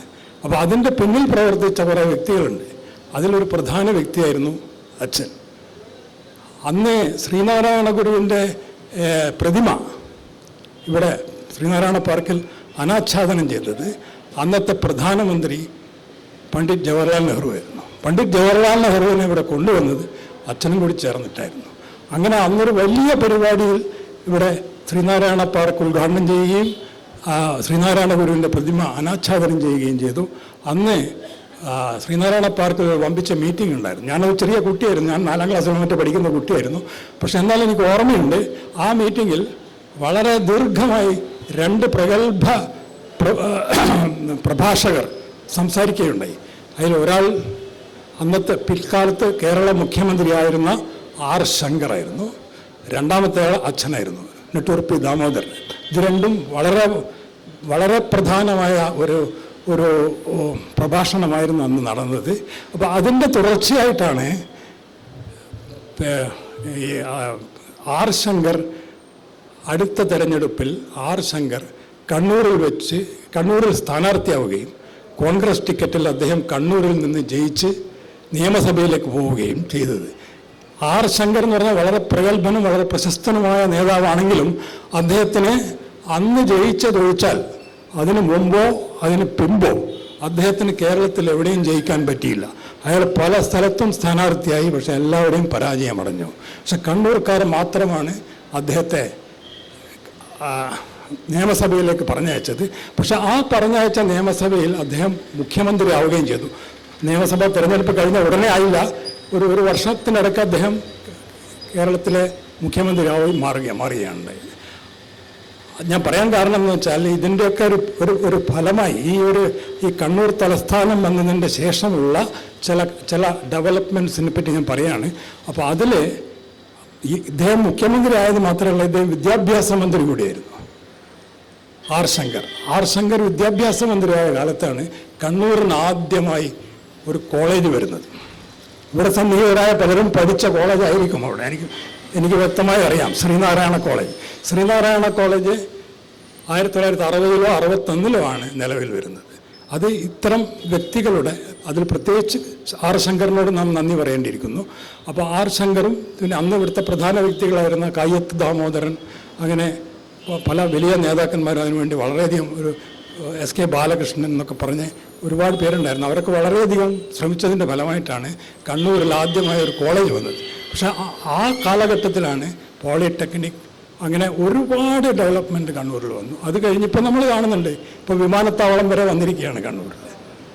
മെഡിക്കൽ കോളേജോ ഒന്നും പറയണ്ട. അപ്പോൾ കണ്ണൂരിന് അങ്ങനെ ഒരു ഭയങ്കര ഒരു വലിയൊരു കുതിച്ചുചാട്ടത്തിന് ഒരു കാരണക്കാരൻ ഒരർത്ഥത്തിൽ പറഞ്ഞാൽ ഈ നെട്ടൂർ പി ദാമോദരനായിരുന്നു.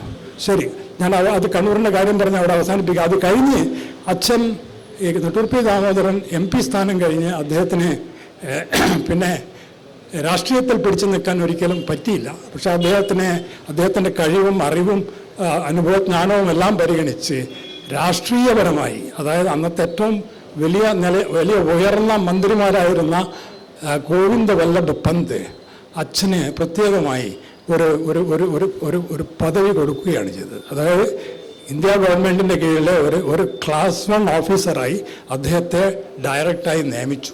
അത് അന്ന് മന്ത്രിമാർക്ക് ചെയ്യാൻ പറ്റുമായിരുന്നു, ഇന്ന് പറ്റില്ല.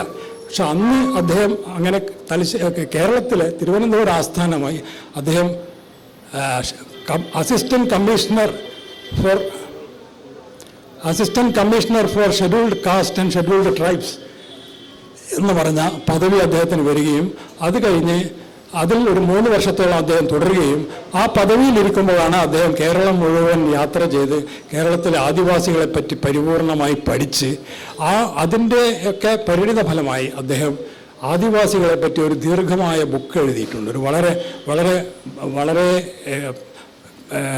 ശ്രദ്ധേയമായ ഒരു പഠനം അദ്ദേഹം നടത്തി.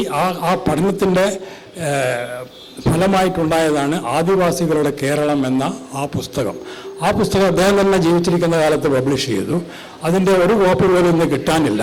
അപ്പോൾ എൻ്റെ അടുത്ത ദൗത്യം ആ ആദിവാസികളുടെ കേരളം ഒരു അടുത്ത പതിപ്പ് പുറത്തിറക്കുക എന്നുള്ളതാണ്. അത് കൂടാതെ അദ്ദേഹം തന്നെ അച്ഛൻ അതിനുശേഷം കേരളത്തിലെ പദവി അത് കുറച്ച് 3 വർഷം കഴിഞ്ഞപ്പോൾ ആ പദവി പോയതിനു ശേഷം കുറച്ചു കാലം അദ്ദേഹം വെറുതെ ഇരുന്നു. വെറുതെ അല്ല, അദ്ദേഹം ഗവൺമെൻറ് പദവിയൊന്നും ഇല്ലാതെ ഇരുന്നു. ആ സമയത്ത് അദ്ദേഹം പത്രപ്രവർത്തനത്തിൽ കൂടുതൽ അദ്ദേഹത്തിൻ്റെ സമയം വിനിയോഗിച്ചു. അങ്ങനെ ദിനപ്രഭ എന്ന പത്രത്തിൻ്റെ പത്രാധിപരായിരുന്നു. കോഴിക്കോട് നിന്ന് പ്രസിദ്ധീകരിക്കുന്ന കോൺഗ്രസ് പത്രമായ ദിനപ്രഭയുടെ എഡിറ്ററായി ഏകദേശം 1 കൊല്ലത്തോളം അദ്ദേഹം പ്രവർത്തിക്കുകയുണ്ടായി.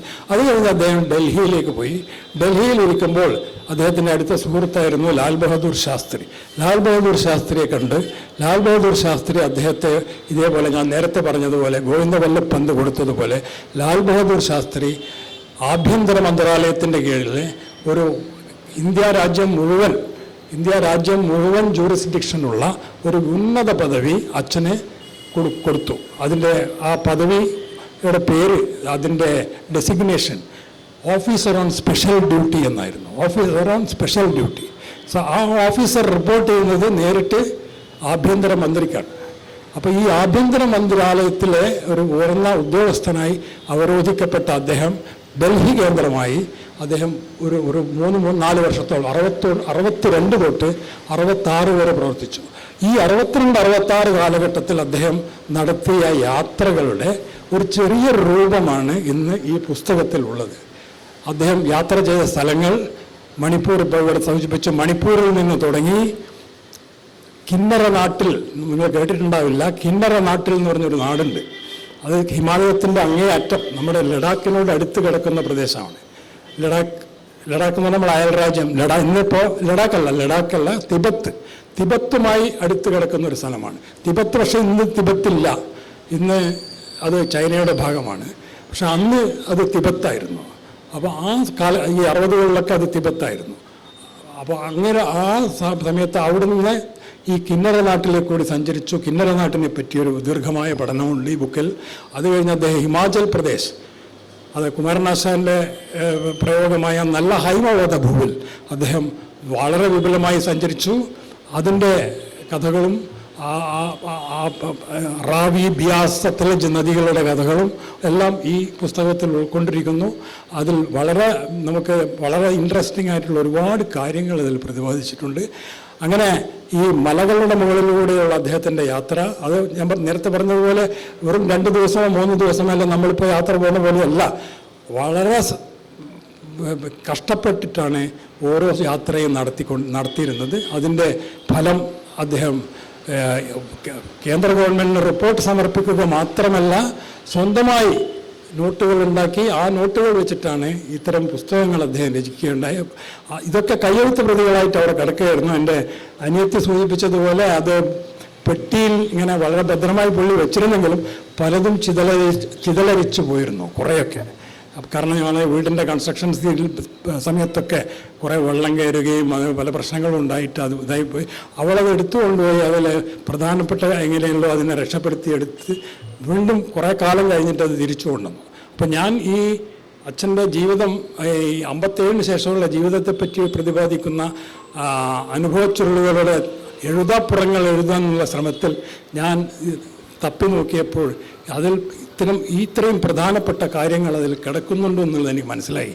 അപ്പോൾ ഞാൻ എൻ്റെ ആ എഴുത്തിൻ്റെ ആ ബുക്ക് എഴുതുന്ന സമയത്ത് ഞാനും കുറേ ഈ കടലാസുകളിലെ കുറേ കാര്യങ്ങൾ ഞാൻ അതിലും എഴുതിയിട്ടുണ്ട്. പക്ഷെ അതിൽ എഴുതിയിട്ടുണ്ടെങ്കിലും ഇത്രയും പൂർണ്ണതയിലേക്ക് ഞാനത് എഴുതിയിട്ടില്ല. അതിൽ വളരെ കുറച്ച് സംഗതികൾ മാത്രമേ ഞാൻ എഴുതിയിട്ടുണ്ടായിരുന്നുള്ളൂ. പക്ഷെ അപ്പം തന്നെ ഞാൻ തീരുമാനമെടുത്തു ഇതെന്തായാലും ഇതൊരു ബുക്കായി പ്രസിദ്ധീകരിക്കണമെന്ന്. അപ്പോൾ അങ്ങനെ ഞാൻ കളക്ട് ചെയ്ത് അത് പിന്നെ ടൈപ്പ് ചെയ്യിച്ചു. അത് കഴിഞ്ഞ് അതിനെ നമ്മുടെ തലശ്ശേരിയിലെ ബിദാസ് എന്ന് പറഞ്ഞ പ്രിൻറ്റിംഗ് പാർക്സ് എന്ന് പറഞ്ഞ ആ പ്രിൻ്റ് ആൻഡ് പ്രസ്സുകാർ അവർ വളരെ വിദഗ്ധരാണ് ഇതിൻ്റെ അകത്ത്. അവരുടെ ആ പ്രാഗൽഭ്യം, ആ പ്രൊഫഷണൽ ക്വാളിറ്റിയിൽ അവർ ആ ബുക്കായി അത് പ്രിൻ്റ് ചെയ്ത് തന്നു. അത് ഞാൻ സമയത്തിന് ഏൽപ്പിച്ചു. ഞാനത് എങ്ങനെയെങ്കിലും ഇതൊന്ന് പ്രസിദ്ധീകരിച്ച് നമുക്കിതിന് കാര്യമായി ഇതിനെ ഒരു നല്ലൊരു ആസ്വാദക വൃന്ദം ഉണ്ടാക്കണം എന്ന് പറഞ്ഞു. അത് മുഹമ്മദ് സാർ വളരെ സന്തോഷപൂർവ്വം അത് ഏറ്റെടുത്തു. അതാണ് നമ്മളിപ്പോൾ കാണുന്നത്. ആ ബുക്ക് ഇവിടെ കിടപ്പുണ്ട്. അപ്പോൾ നിങ്ങൾക്ക് ഓരോരുത്തർക്കും ആവശ്യമുള്ളവർക്ക് ആ ബുക്ക് സ്വായത്തമാക്കാം, വായിച്ച് മനസ്സിലാക്കി നമുക്ക് ഇവിടെ ചർച്ച ചെയ്ത പല കാര്യങ്ങളും അത് മുന്നോട്ടേക്ക് പോവാം. അപ്പോൾ അത് കഴിഞ്ഞ് പിന്നെ ഒരു കാര്യം കൂടി പറഞ്ഞു ഇവിടെ സൂചിപ്പിച്ചു. Nettur commission report Shri PK Vijayan പറയുണ്ടായി. നെട്ടൂർ P ദാമോദരൻ കേൾക്കുമ്പോൾ എല്ലാവരുടെയും മനസ്സിൽ ആദ്യം വരുന്നത് നെട്ടൂർ കമ്മീഷൻ റിപ്പോർട്ട് എന്നുള്ളതാണ്. അപ്പോൾ നെട്ടൂർ കമ്മീഷൻ റിപ്പോർട്ട് എന്താണ്? നെട്ടൂർ കമ്മീഷൻ റിപ്പോർട്ടും ഇതേപോലെ ഒരു നിഷ്പക്ഷമായ ഒരു റിപ്പോർട്ടായിരുന്നു. അതും ഈ അച്ഛൻ നെട്ടൂർ P ദാമോദരൻ ഈ പദവികളെല്ലാം പോയതിന് ശേഷം വെറുതെ ഇരിക്കുന്ന സമയത്ത് കേരളത്തിലെ പല പ്രശ്നങ്ങളിലും അദ്ദേഹം പ്രതികരിക്കാറുണ്ടെന്ന് പറഞ്ഞാൽ ചെറിയ പ്രശ്നങ്ങളല്ല, വലിയ പ്രശ്നങ്ങൾ. അന്ന് കേരളത്തിലെ ഏറ്റവും വലിയ പ്രശ്നമായിരുന്നത് മദ്യനിരോധനം. കേരളത്തിലുള്ള നമ്മുടെ മലബാറിൽ അന്ന് മദ്യനിരോധനം നിലവിലുണ്ടായിരുന്നു 1960കളുടെ തുടക്കത്തിൽ. ഓർമ്മയുണ്ടോ എന്നറിയില്ല പലർക്കും. അപ്പോൾ അന്ന് തൃശ്ശൂർ വരെ മദ്യം കിട്ടും. കേരളത്തിൻ്റെ തെക്ക് ഭാഗത്ത് തൃശ്ശൂർ വരെ മദ്യം കിട്ടും. പക്ഷേ തൃശ്ശൂർ കഴിഞ്ഞാൽ മദ്യം കിട്ടില്ല. ഇവിടെ മദ്യനിരോധനമായിരുന്നു. നമ്മൾ മദ്രാസിൻ്റെ പാർട്ടായപ്പോൾ. അപ്പോൾ ഈ മദ്യനിരോധനം EMS മന്ത്രിസഭ വന്നപ്പോൾ ഈ മദ്യനിരോധനം എടുത്തു കളയണം എന്നുള്ള ഒരു ചെറിയ ചിന്താഗതി വന്നു. അപ്പോൾ അതൊരു പൊതു ചർച്ചയായി. അപ്പോൾ ആ ചർച്ചയിൽ അച്ഛൻ വളരെ സജീവമായി അതിൽ പങ്കുചേരുകയും മദ്യം കൈകൊണ്ട് തൊടാത്ത അച്ഛൻ മദ്യനിരോധനം എടുത്തു കളയണമെന്ന് വേണ്ടി വളരെ ശക്തിയുക്തം വാദിച്ചു. പത്രത്തിലൂടെയും പ്രസംഗങ്ങളിലൂടെയും അദ്ദേഹം വളരെയധികം അതിനുവേണ്ടി പ്രയത്നിച്ചു. അന്നത്തെ EMS മന്ത്രിസഭ മദ്യനിരോധനം എടുത്തു കളഞ്ഞു. അപ്പോൾ അതിലും അച്ഛൻ്റെ ഒരു പ്രധാന കോൺട്രിബ്യൂഷനുണ്ട്. പക്ഷേ അതെന്തുകൊണ്ടാണ് അച്ഛൻ അതിനെ എതിർത്തത് എന്ന് പറഞ്ഞാൽ ഒന്നുമില്ല. നമ്മുടെ നാട്ടിൽ അന്ന് നടമാടിക്കൊണ്ടിരുന്ന വളരെ അപഹാസ്യമായ കാര്യങ്ങൾ നേരിട്ട് അറിവുള്ളത് കൊണ്ടാണ് മദ്യനിരോധനം ഇവിടെ വെക്കരുത്, അത് പാടില്ല. കാരണം എത്രയോ ആൾക്കാരുടെ ജനങ്ങളുടെ ആരോഗ്യം തകരുന്നതും കൈക്കൂലിയും എല്ലാവിധ വൃത്തികേടുകൾക്കും നമ്മൾ വളം വെച്ച് കൊടുക്കുകയാണ് ഈ മദ്യനിരോധനം കൊണ്ട്. അതുകൊണ്ട് ഒരു പ്രയോജനവുമില്ല. അപ്പോൾ അത് എത്രയും വേഗം എടുത്തു കളയണമെന്ന് പറഞ്ഞത് അത് വളരെ ശരിയായിരുന്നു. അത് EMS ഗവൺമെൻറ് അംഗീകരിക്കുകയും മദ്യനിരോധനം കേരളത്തിൽ കൊണ്ടുവരികയും. മറ്റൊരു പ്രധാന പ്രശ്നം അദ്ദേഹം ഇടപെട്ടത് അന്ന് മലപ്പുറം ജില്ലക്ക് വേണ്ടിയുള്ള ഒരു സമരം, ഒരു പ്രസ്ഥാനം തുടങ്ങി. മലപ്പുറത്ത് ജില്ല വേണമെന്ന് പറഞ്ഞ ഒരു വലിയൊരു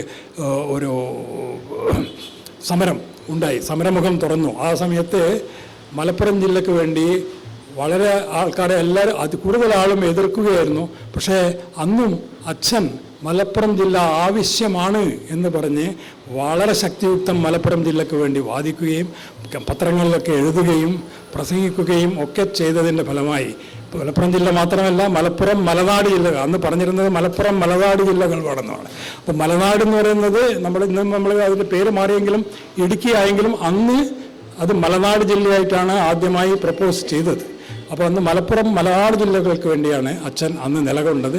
അത് കേരളത്തിൽ വരികയും ചെയ്തു. അത് കഴിഞ്ഞതിന് ശേഷം വയനാട് ജില്ലക്കും വേണ്ടി അച്ഛൻ വാദിക്കുകയും വയനാട് ജില്ലയും വരികയുണ്ടായി. ഇതെല്ലാം ചരിത്ര സത്യങ്ങളാണ്. അപ്പോൾ ഇത്രയും കാര്യങ്ങളിൽ ഇടപെട്ട ഒരു മനുഷ്യൻ ആ സമയത്ത് ആണ് ഈ നെട്ടൂർ കമ്മീഷൻ്റെ ഒരു നിയമനം വരുന്നത്. അപ്പം നെട്ടൂർ കമ്മീഷനെ നിയമിക്കാനുള്ള കാരണം എന്താണെന്ന് വെച്ചാൽ ഒരു ഹൈക്കോടതി വിധി വന്നു. ഹൈക്കോടതി വിധിയിൽ ടു ബെഞ്ച് ഹൈക്കോടതി വിധിയാണ്.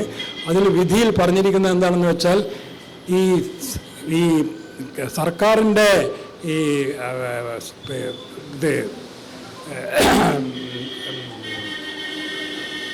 റിക്രൂട്ട്മെൻറ്റിൽ ഈ സംവരണം തുടരണമോ വേണ്ടയോ എന്ന വലിയൊരു പ്രധാന പ്രശ്നം വന്നു. അപ്പോൾ അത് കോടതിക്കത് ഒരു തീരുമാനത്തിലേക്ക് എത്താൻ പറ്റിയില്ല. അപ്പോൾ കോടതി നിർദ്ദേശിച്ചു ഇതൊരു കമ്മീഷൻ വെച്ച് നിങ്ങൾ പഠിക്കണം.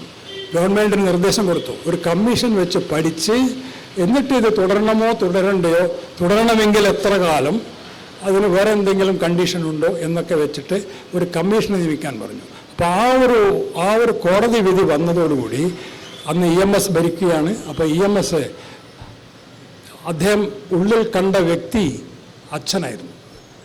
അച്ഛനെ വിളിപ്പിക്കുകയാണ് ചെയ്തത്. അച്ഛനെ വിളിപ്പിച്ചു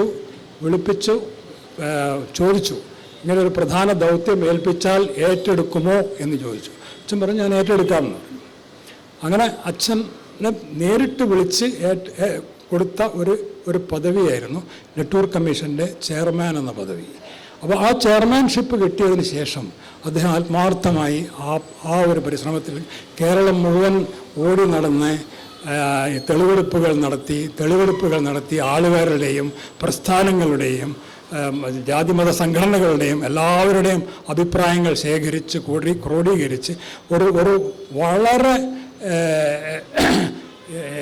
എന്താണ് പറയുക നിഷ്പക്ഷമായ ഒരു റിപ്പോർട്ട് ഉണ്ടാക്കുകയും ആ റിപ്പോർട്ടിൽ ഒരു പ്രധാന മാനദണ്ഡമായി വരുമാനം ഒരു മാനദണ്ഡമാക്കി മാറ്റുകയും ചെയ്യും. ഇപ്പോൾ ഇന്ന് നമുക്കറിയാം വരുമാന മാനദണ്ഡമൊക്കെ ഉള്ളത് എല്ലാവർക്കും അറിയാം. ഇപ്പോൾ സംവരണം ഉണ്ടെങ്കിൽ എത്ര വരുമാനം വരെ കൊടുക്കാമെന്നൊക്കെ. പക്ഷെ അന്ന് അതൊന്നും ഉണ്ടായിരുന്നില്ല. അന്ന് സംവരണം ഒന്നുകിൽ ഉണ്ട് ഇല്ല, ഇത്രയേ ഉള്ളൂ. വരുമാന പരിധിയൊന്നും ഉണ്ടായിരുന്നില്ല. പക്ഷേ ഇന്ത്യയിൽ ആദ്യമായി ഈ വരുമാന പരിധി അന്ന് 1970 ഈ റിപ്പോർട്ട് സമർപ്പിക്കുന്നത്. ഈ വരുമാന പരിധി വെച്ച് ഈ റിപ്പോർട്ട് ഗവൺമെൻറ്റിന് കൊടുത്തു. പക്ഷേ അന്നത്തെ രാഷ്ട്രീയ പശ്ചാത്തലത്തിൽ അന്നത്തെ ജാതിമത സംഘടനകളുടെ ഈ പരസ്പര ശത്രുതയും ഇതെല്ലാം പരിഗണിച്ച് ഈ റിപ്പോർട്ട് വന്നപ്പോൾ എല്ലാ ജാതിമത സംഘടനകളും എല്ലാ രാഷ്ട്രീയ പാർട്ടികളും മാർക്സിസ്റ്റ് പാർട്ടി ഒഴിച്ച് ബാക്കി എല്ലാ പാർട്ടികളും ഈ റിപ്പോർട്ടിനെ എതിർത്തു.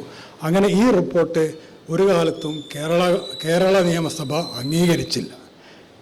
പക്ഷേ അംഗീകരിച്ചില്ലെങ്കിലും ഈ റിപ്പോർട്ട് മറ്റ് പല രൂപത്തിൽ ഇന്ത്യയിലെ പല സംസ്ഥാനങ്ങളും ഈ റിപ്പോർട്ടിലെ റെക്കമെൻഡേഷൻസ് പലതും പല സംസ്ഥാനങ്ങളും അതിനെ അവരുടെ നിയമങ്ങളിൽ അത് ഉൾപ്പെടുത്തിയിട്ടുള്ളതായിട്ട് നമുക്ക് പിന്നീട് അറിയാം.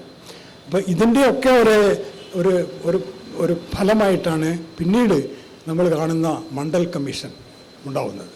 ഈ മണ്ഡൽ കമ്മീഷൻ ഉണ്ടാവുന്നതിന് മുമ്പ് ഈ BP മണ്ഡൽ എന്ന് പറയുന്ന മണ്ഡൽ വരുന്നതിന് മുമ്പേ ഇന്ത്യ രാജ്യത്തെ ഏറ്റവും അന്ന് ജനതാ പാർട്ടി ഭരിക്കുകയാണ്. മൊറാർജി ദേശായി പ്രധാനമന്ത്രി, ജഗ്ജീവൻ റാം, രാജ് നാരായൺ തുടങ്ങിയവരൊക്കെ മന്ത്രിമാരാണ്. ആ സമയത്ത് ഈ സംവരണ കമ്മീഷൻ അഖിലേന്ത്യാ തലത്തിൽ നിയമിക്കുന്ന നടപടികളിലേക്ക് അവർ കടന്നപ്പോൾ അവരുടെ മുന്നിലും വന്ന പേര് അച്ഛൻ്റേതായിരുന്നു. അങ്ങനെ മൊറാർജി ദേശായി ഇവരൊക്കെ വിളിപ്പിക്കുകയും അച്ഛൻ ഡൽഹിയിലേക്ക് പോവുകയും ഡൽഹിയിൽ ഇരുന്നു കൊണ്ട് അതിനുവേണ്ടി ഈ മിക്കവാറും അദ്ദേഹത്തിന് ആ കമ്മീഷൻ്റെ ചെയർമാനായി, അതായത് ഇന്ന് നമ്മൾ മണ്ഡൽ കമ്മീഷൻ എന്ന് കേൾക്കുന്ന ആ പേര് അന്ന് കേന്ദ്ര തലത്തിൽ നെട്ടൂർ കമ്മീഷനായി മാറുമായിരുന്നു. പക്ഷേ ആ സമയത്ത് മരണം അദ്ദേഹത്തെ തട്ടിയെടുത്ത് കളഞ്ഞു. ഡൽഹിയിൽ ഇരിക്കുമ്പോൾ ഏതാണ്ട് ഈ കമ്മീഷൻ നിയമനത്തിൻ്റെ ഏതാണ്ട് 1.5 മാസം മുമ്പേ അദ്ദേഹം ഡൽഹിയിൽ വെച്ച് ആകസ്മികമായി മരണപ്പെട്ടു.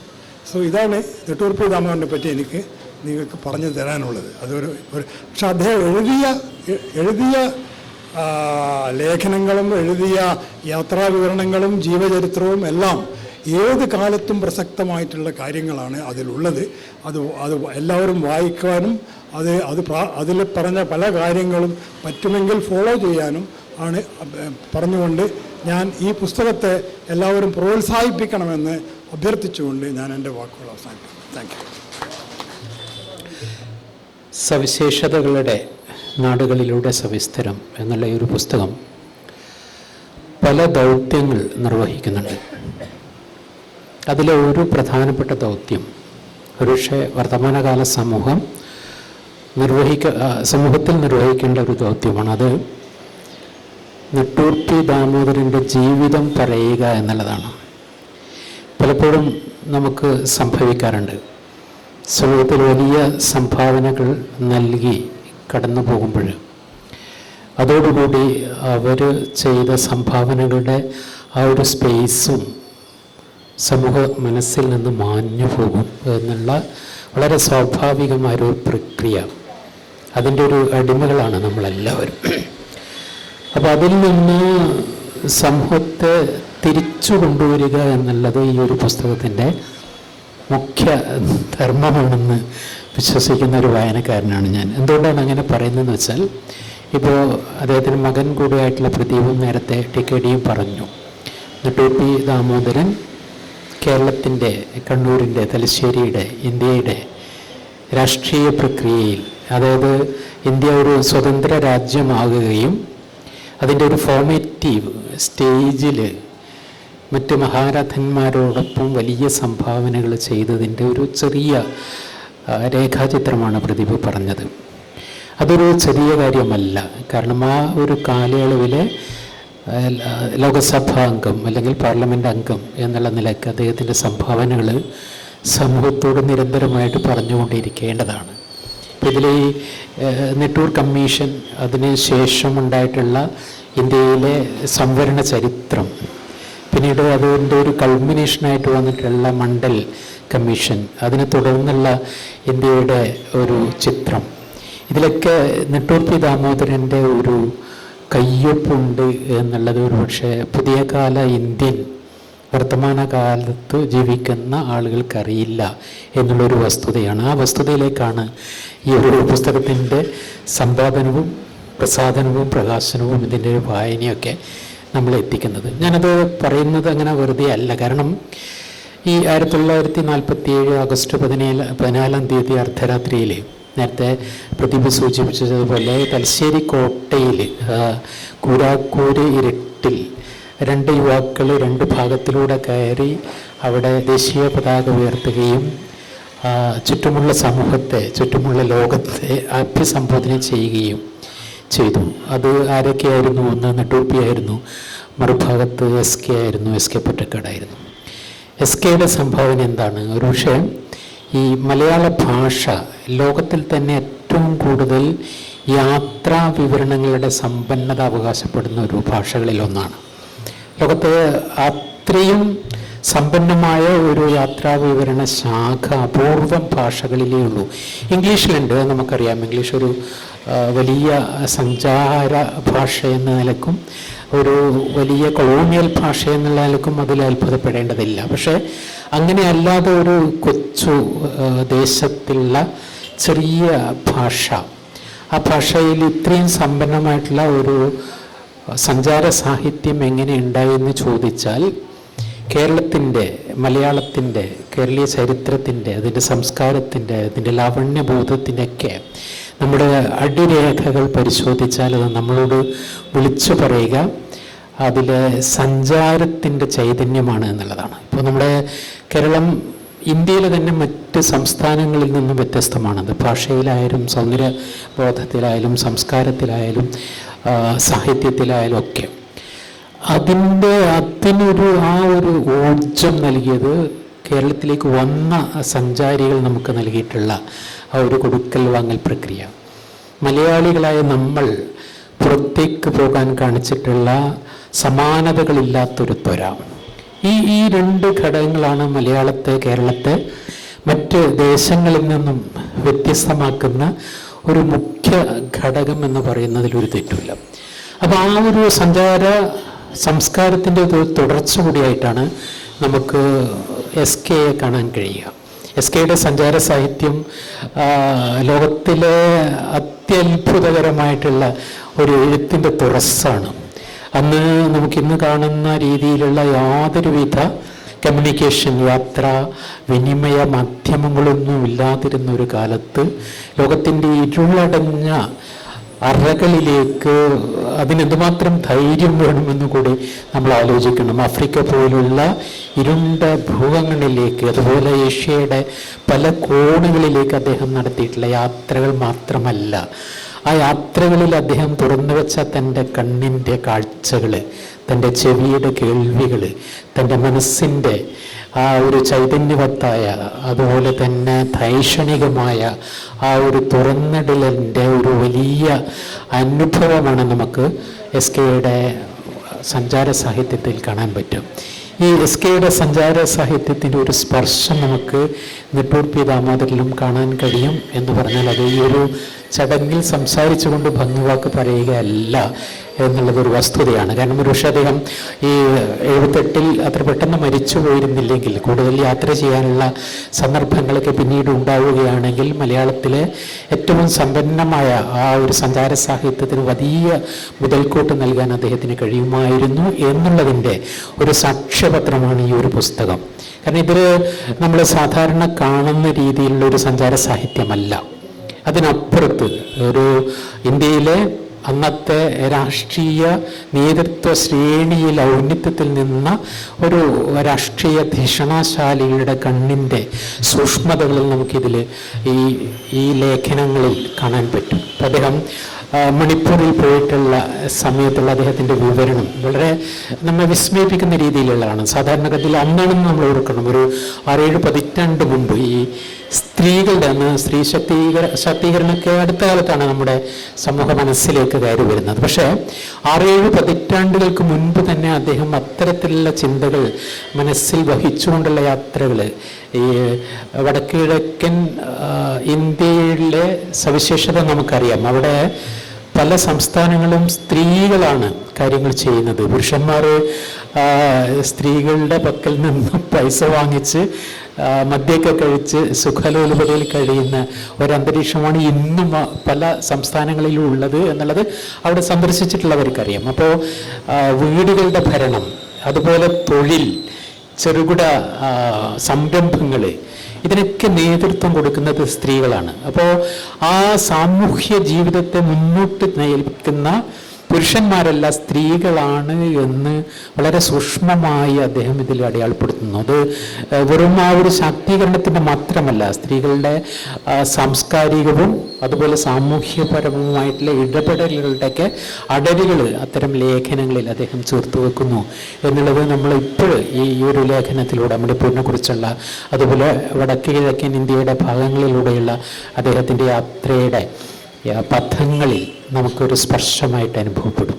മറ്റൊരു വളരെ പ്രധാനപ്പെട്ട കാര്യം, എന്നെ വിസ്മയിപ്പിച്ച കാര്യം, നേരത്തെ പ്രദീപ് പറഞ്ഞൊരു കാര്യമുണ്ട്. അദ്ദേഹത്തിന് ഈ ആദിവാസി, നമുക്ക് അറിയാലോ, ഈ ആദിവാസി സമൂഹത്തിനോടുള്ള നമ്മുടെയൊക്കെ ഇന്ത്യൻ മനസ്സിൻ്റെ, കേരളീയ മനസ്സിൻ്റെയൊക്കെ ഒരു കൂടുതൽ അനുഭാവം, അല്ലെങ്കിൽ അവർക്കൊരു കൂടുതൽ മുൻഗണന ലഭിക്കുന്നത് ഈ അടുത്ത കാലത്താണ്. ഇപ്പോഴും നമുക്കറിയാം, ഇപ്പോൾ കേരളം പല കാര്യങ്ങളിലും സൗഭാഗ്യമുള്ളൊരു സംസ്ഥാനമാണ്. പക്ഷെ ആ സൗഭാഗ്യങ്ങളുടെ ഒരു തുറസ്സുകളൊന്നും നമുക്ക് ഇപ്പോഴും ഈ ആദിവാസി ഊരുകളിൽ പോയാൽ കാണാൻ കഴിയില്ല എന്നുള്ളതൊരു വസ്തുതയാണ്. അപ്പോൾ അങ്ങനെ ഇപ്പോഴും ആദിവാസി മേഖലകളും ആദിവാസി ജനതയും നമ്മുടെ മനസ്സിൻ്റെ അതിർവരമ്പുകളുടെ അരികുകളിൽ ജീവിക്കുന്ന ഒരു സന്ദർഭം ഇപ്പോഴുമുള്ള കാലയളവിലെ ഒരു അരനൂറ്റാണ്ടിനോ അല്ലെങ്കിൽ 60-70 വർഷം മുൻപ് നെട്ടൂർ P. ദാമോദരൻ അവരുടെ കാര്യത്തിൽ അത്യധികം ശ്രദ്ധയും അവരോടുള്ള ഒരു വലിയൊരു ചേർത്തുപിടിക്കലും മനസ്സിൻ്റെ ആഴങ്ങളിൽ സൂക്ഷിച്ചിരുന്നു എന്ന് ഇതിൽ പല ലേഖനങ്ങളും നമ്മളോട് വിളിച്ചു പറയുന്നുണ്ട് എന്നുള്ളതാണ് ഈ ഒരു പുസ്തകത്തിൻ്റെ മറ്റൊരു സവിശേഷത. അതുകൊണ്ടുകൂടിയാണ് ഞാൻ പറഞ്ഞത്, ഇത് അദ്ദേഹത്തിൻ്റെ ജീവിതം പറച്ചിലൂടെയാണ്. നെട്ടൂർ P. ദാമോദരൻ എന്ന് പറയുന്ന ധിഷണാശാലിയായ വളരെ ഇടപെടലുകളിൽ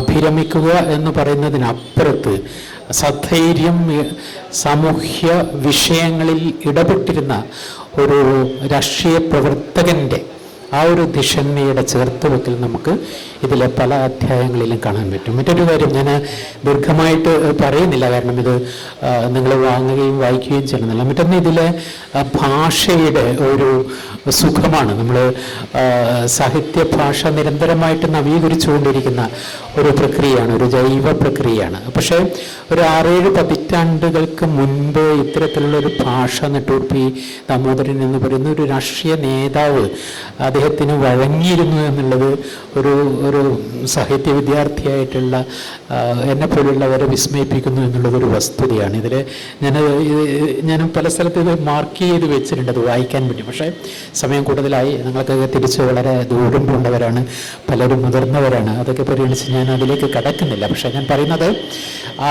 ഈ ഒരു പുതിയ ഭാഷ, ഒരു നവഭാഷ എഴുത്തിലേക്ക് കൊണ്ടുവരാൻ ആ കാലയളവിൽ നെട്ടൂർ പിക്ക് കഴിഞ്ഞിരുന്നു എന്നുള്ളത് അദ്ദേഹത്തിൻ്റെ രാഷ്ട്രീയ പ്രവർത്തനത്തിൻ്റെ അതിർവരമ്പുകൾക്ക് അപ്പുറം ഒരു സാംസ്കാരികവും സാഹിത്യപരവുമായിട്ടുള്ള ഒരു മനസ്സിൻ്റെ സ്പർശമാണ് നമുക്ക് ആ വായനയിൽ ലഭിക്കുക എന്നുള്ളതാണ്. മറ്റ് ഒരുപാട് കാര്യങ്ങളുണ്ട്. കാരണം അതിലൊന്ന്, ഈ വർത്തമാന കാലത്ത് നിന്നുകൊണ്ട് നമ്മൾ ഇതിലെ ലേഖനങ്ങളിലൂടെ നടന്നു പോകുമ്പോൾ തീർച്ചയായിട്ടും നമുക്ക് ഇന്ത്യയുടെ മാറുന്ന മുഖം, ഒരുപക്ഷെ അത് പലതും വേദനാജനകമാണ്. ഇപ്പം മണിപ്പൂരിൻ്റെ ചിത്രം തന്നെ നമുക്കറിയാം, എന്തുമാത്രം വേദനയോടുകൂടി വേണം നമുക്ക് വർത്തമാനകാലത്തെ മണിപ്പൂരിനെ കുറിച്ച് ഓർക്കാൻ. അതുപോലെ പല സന്ദർഭങ്ങളുണ്ട്, പല അടരുകളുണ്ട് ഈ പുസ്തകത്തിൽ. ഇപ്പോൾ ഒരു ലേഖനത്തിൽ നെട്ടൂർ പി പറയുന്ന ഒരു പ്രമേയം, അവതരിപ്പിക്കുന്ന പ്രമേയം, അത് ഒരുപക്ഷെ ശക്തമായ പട്ടേലിനെ പോലുള്ള തിഷ്ണാശാലികളായ രാഷ്ട്രീയ നേതൃത്വത്തിൻ്റെ ഇടപെടലില്ലെങ്കിൽ പാകിസ്ഥാനിലേക്ക് ലയിച്ചു പോയേക്കാവുന്ന ഒരു ചെറിയ ദേശത്തിൻ്റെ കഥയാണ്. അപ്പോൾ അതിലൂടെ അദ്ദേഹം കടന്നു പോകുമ്പോൾ അവിടെയും ഞാൻ നേരത്തെ പറഞ്ഞതുപോലെ ഒരു ആദിവാസി സമൂഹം, അവിടുത്തെ സാധാരണക്കാരിലും സാധാരണക്കാരായ മനുഷ്യരെയാണ് അദ്ദേഹത്തിൻ്റെ കണ്ണുകളിൽ പെടുന്നത്. അത് വളരെ രസകരമായിട്ടുള്ള ഒരു കഥ കൂടി അവിടെ പറയുകയാണ് അദ്ദേഹം. ഒരു ആദിവാസി യുവാവും യുവതിയും, അവരുടെ പ്രണയം, ആ യുവതിക്ക് നേരത്തെ ഭർത്താവുണ്ടായിരുന്നു, കുട്ടികളുണ്ടായിരുന്നു. പക്ഷേ ഈ യുവാവ് ജീവിതത്തിൽ വന്നതോടുകൂടി ആ ബന്ധം വേർപെടുത്തി ഈ യുവാവിൻ്റെ കൂടെ ചേരാനുള്ള അദമ്യമായിട്ടുള്ള ഒരു ഉത്കർഷ സ്ത്രീയിൽ ഉണ്ടാകുന്നതും അത് വളരെ സ്വാഭാവികമായ രീതിയിലാണ് ഈ ആദിവാസി സമൂഹങ്ങളിലൊക്കെ അതൊക്കെ ഉണ്ടാകുന്നതാണ്. അപ്പോൾ അവിടെ അതിൻ്റെ മറുവശം എന്താണെന്ന് വെച്ചാൽ, ഈ പ്രേമിക്കുന്ന ചെറുപ്പക്കാരൻ ആ പ്രണയിനിയുടെ ഭർത്താവിനോട് ചെന്ന് അപേക്ഷിക്കുകയാണ്, എനിക്ക് അവളോട് ഇഷ്ടമാണ്, അവളെ നിങ്ങളെനിക്ക് വിട്ടുതരണമെന്ന്. അത് അത്തരം ആദിവാസി സമൂഹങ്ങളിൽ വളരെ സ്വാഭാവികമായിട്ടുള്ള പ്രക്രിയയാണ്. അപ്പോൾ അവിടെ ആ ഭർത്താവ് വെക്കുന്ന ഡിമാൻഡ് എന്താണെന്നറിയോ? 7,000 രൂപ എനിക്ക് തരണം എന്നുള്ളതാണ്. അന്ന് ഈ ആദിവാസി സമൂഹത്തിലുള്ള ഒരു ചെറുപ്പക്കാരനെ സംബന്ധിച്ചിടത്തോളം 7,000 വലിയ തുകയാണ്. ആ 7,000 അദ്ദേഹം കണ്ടെത്തുന്നത് തൻ്റെ ഏറ്റവും പ്രിയപ്പെട്ട, തൻ്റെ ജീവിതം, തൻ്റെ കുടുംബത്തിൻ്റെ ഒക്കെ ജീവിതം മുന്നോട്ട് ചലിപ്പിക്കുന്ന എരുമകളെ വിറ്റുകൊണ്ടാണ്. വേദനാജനകമായ ഒരു അടരാണത്. അപ്പോൾ ആ എരുമകളെ കൈമാറിക്കൊണ്ട് സ്വന്തം ജീവിതസഖിയായിട്ട് പ്രണയിനിയെ ഏറ്റെടുക്കുന്ന, അവരുടെ ഒരു ഫോട്ടോ എടുക്കുന്ന ഒരു ചിത്രമാണ്. വളരെ നല്ലൊരു ഫ്രെയിമാണ്. നമ്മുടെയൊക്കെ മനസ്സിൽ ഒരു ഫയൽ, അതായത് ഒരു ഫോട്ടോ ഫ്രെയിമിൻ്റെ ഫയൽ പോലെ നിൽക്കുന്ന ഒരു ഫ്രെയിമാണ് നെട്ടൂർ പി അതിൽ ആ ലേഖനത്തിൻ്റെ അവസാന ഭാഗത്ത് അവതരിപ്പിക്കുന്നത്. ആ ചെറുപ്പക്കാരനോടും ചെറുപ്പക്കാരിയോടും ഭാര്യ ഭർത്താക്കന്മാരായി കഴിയുന്നവരോട് ഞാൻ നിങ്ങളുടെ ഒരു ഫോട്ടോ എടുത്തോട്ടെ എന്ന് ചോദിക്കുകയും അവർ വളരെ സന്തോഷത്തോടു കൂടി അതിന് നിന്നു കൊടുക്കുകയും ആ നിൽപ്പിൻ്റെ ഒരു ചിത്രം കൂടി ഇതിൽ കോറിയിട്ടുകൊണ്ടാണ് ആ ലേഖനം അദ്ദേഹം അവസാനിപ്പിക്കുന്നത്. ഇങ്ങനെ ഭാഷയുടെ കാര്യത്തിലായാലും രാഷ്ട്രീയ ദർശനങ്ങളുടെ കാര്യത്തിലായാലും സ്ത്രീ സമത്വത്തിൻ്റെ കാര്യത്തിലായാലും ആദിവാസികളോടുള്ള നമുക്കുണ്ടായിരിക്കേണ്ട നിലപാടുകളുടെ കാര്യത്തിലായാലും അങ്ങനെ ഒരുപാട്, ഇപ്പോൾ ഇന്ത്യൻ സമൂഹത്തിൻ്റെ അവിടെ ഇവിടെയായി ചിതറിക്കിടക്കുന്ന ഒരുപാട് അടരുകളെ വളരെ സൂക്ഷ്മ ദർശിനിയോടുകൂടി അത്തരത്തിലുള്ള നിരീക്ഷണങ്ങളോടുകൂടി അടയാളപ്പെടുത്തിക്കൊണ്ടുള്ള ഒരു പുസ്തകമാണത്. നമ്മൾ നിർബന്ധമായിട്ടും വായിക്കേണ്ടതാണ്. അതോടൊപ്പം നെട്ടൂർ പിയുടെ രാഷ്ട്രീയപരമായിട്ടുള്ള സംഭാവനകളോടുകൂടി അതിൻ്റെ കൂടെ ചേർത്ത് വെച്ച് കൊണ്ടുപോകണം നമുക്ക് ഈ പുസ്തകം വായിക്കാനും. ഒരുപക്ഷെ ഈ ഒരു പ്രകാശന ചടങ്ങിൽ സംഭവിച്ചതും അതാണ്. നമുക്ക് തന്നെ നമ്മൾ ഇവിടെ കൂടിയിരിക്കുന്ന പലർക്കും നമ്മളൊക്കെ മുതിർന്നവരാണ്, ഒരുപാട് കാര്യങ്ങൾ അറിയുന്നവരാണ്. എങ്കിൽ പോലും ഈ ഒരു നെട്ടൂർ പി ദാമോദരൻ എന്ന് പറയുന്ന രാഷ്ട്രീയ ക്രാന്തദർശിയുടെ സംഭാവനകളെ ഒരുപക്ഷെ നമ്മൾ അറിയാത്തത് കൊണ്ടോ അല്ലെങ്കിൽ സമൂഹം മറക്കാൻ ആഗ്രഹിച്ചതുകൊണ്ടോ അത് വീണ്ടും ഓർമ്മിപ്പിക്കേണ്ടതുണ്ട് എന്നുകൂടി ഈ പുസ്തകം ഒരു ദൗത്യമായി ഏറ്റെടുത്തു നിർവഹിക്കുന്നു എന്ന് കാണുന്നതിൽ സന്തോഷമുണ്ട്. നമസ്കാരം. സദസ്സിലും വേദിയിലുള്ള പ്രിയപ്പെട്ടവരെ, ഇതൊരു നോമ്പ് കാലമായതുകൊണ്ട് തന്നെ നമ്മുടെ സമയം ഏറെ അതിക്രമിച്ചു. അതുകൊണ്ട് ഒരു ഔപചാരിക വാക്കുകൾ മാത്രം പറഞ്ഞുകൊണ്ട് ഞാൻ എൻ്റെ കടമ നിർവഹിക്കുകയാണ്. വളരെ സമയത്തെ സംബന്ധിച്ചിടത്തോളം ഞാൻ ഹീര മേഡത്തെക്കുറിച്ചൊന്നും അധികം പറയുന്നില്ല, നമുക്ക് ഈ സമയം അതിനൊന്നും അനുവദിക്കുന്നില്ല. പക്ഷേ ഈ ഒരു പുസ്തകം 2ാം തവണയാണ് ഞങ്ങളുടെ കൈകളിലേക്ക് എത്തുന്നത്. വർഷങ്ങൾക്ക് മുമ്പ് അനുഭവിച്ചുരുളുകൾ അത് ചെയ്യുമ്പോഴും ഞാൻ അവിടെ ഉണ്ടായിരുന്നു. ഇപ്പോൾ 2ാമത് ഈ പുസ്തകം വരുമ്പോഴും ഞാൻ അവിടെ ഉണ്ടായിരുന്നു. അന്ന് ഹീര മേഡമാണ് വന്നത്, പിന്നെ പ്രദീപ് സാറാണ് ഇപ്പോൾ ഞങ്ങളെ കോണ്ടാക്ട് ചെയ്തുകൊണ്ടിരിക്കുന്നത്. എങ്കിലും ഇങ്ങനെ ഒരു വ്യാഴവട്ടക്കാലം തിരിച്ച് ഒരു ആളുടെ, ഒരു മനുഷ്യൻ്റെ, അയാൾ നടന്ന വഴികളുടെ ചരിത്രം ഒരു പുസ്തകമായി 2 തവണ നമ്മളെ സ്പർശിച്ചു പോകുമ്പോൾ അതൊരു വരമായിട്ട് തന്നെയാണ് ഞാൻ വ്യക്തിപരമായി കാണുന്നത്. ഈ ചടങ്ങിന് സ്വാഗതം പറഞ്ഞ ഹീര മേഡം മുതൽ പ്രകാശനം നിർവഹിച്ച വിജയൻ സാർ ഞങ്ങളുടെ സമയത്തിൻ്റെ ഒരു ബന്ധു പോലെയാണ്, കുടുംബബന്ധു പോലെയാണ്, ഞങ്ങൾക്ക് എപ്പോഴും അവൈലബിളാണ്. അദ്ദേഹം തിരക്ക് പിടിച്ച പുള്ളിയുടെ ഇതിൽ നിന്നും ഞങ്ങളെ വിളിച്ചുകൂടെ വന്നു. സന്തോഷത്തോടെ നല്ലൊരു സ്പീച്ച് നടത്തി, ചില വാഗ്ദാനങ്ങളും ഒക്കെ നമുക്ക് തന്നിട്ടുണ്ട്. അതൊക്കെ നിറവേറ്റും. അദ്ദേഹത്തിന് നമ്മുടെ സമയത്തിൻ്റെയും നമുക്കെല്ലാവർക്കും വേണ്ടി നന്ദി പ്രകാശിപ്പിക്കുന്നു.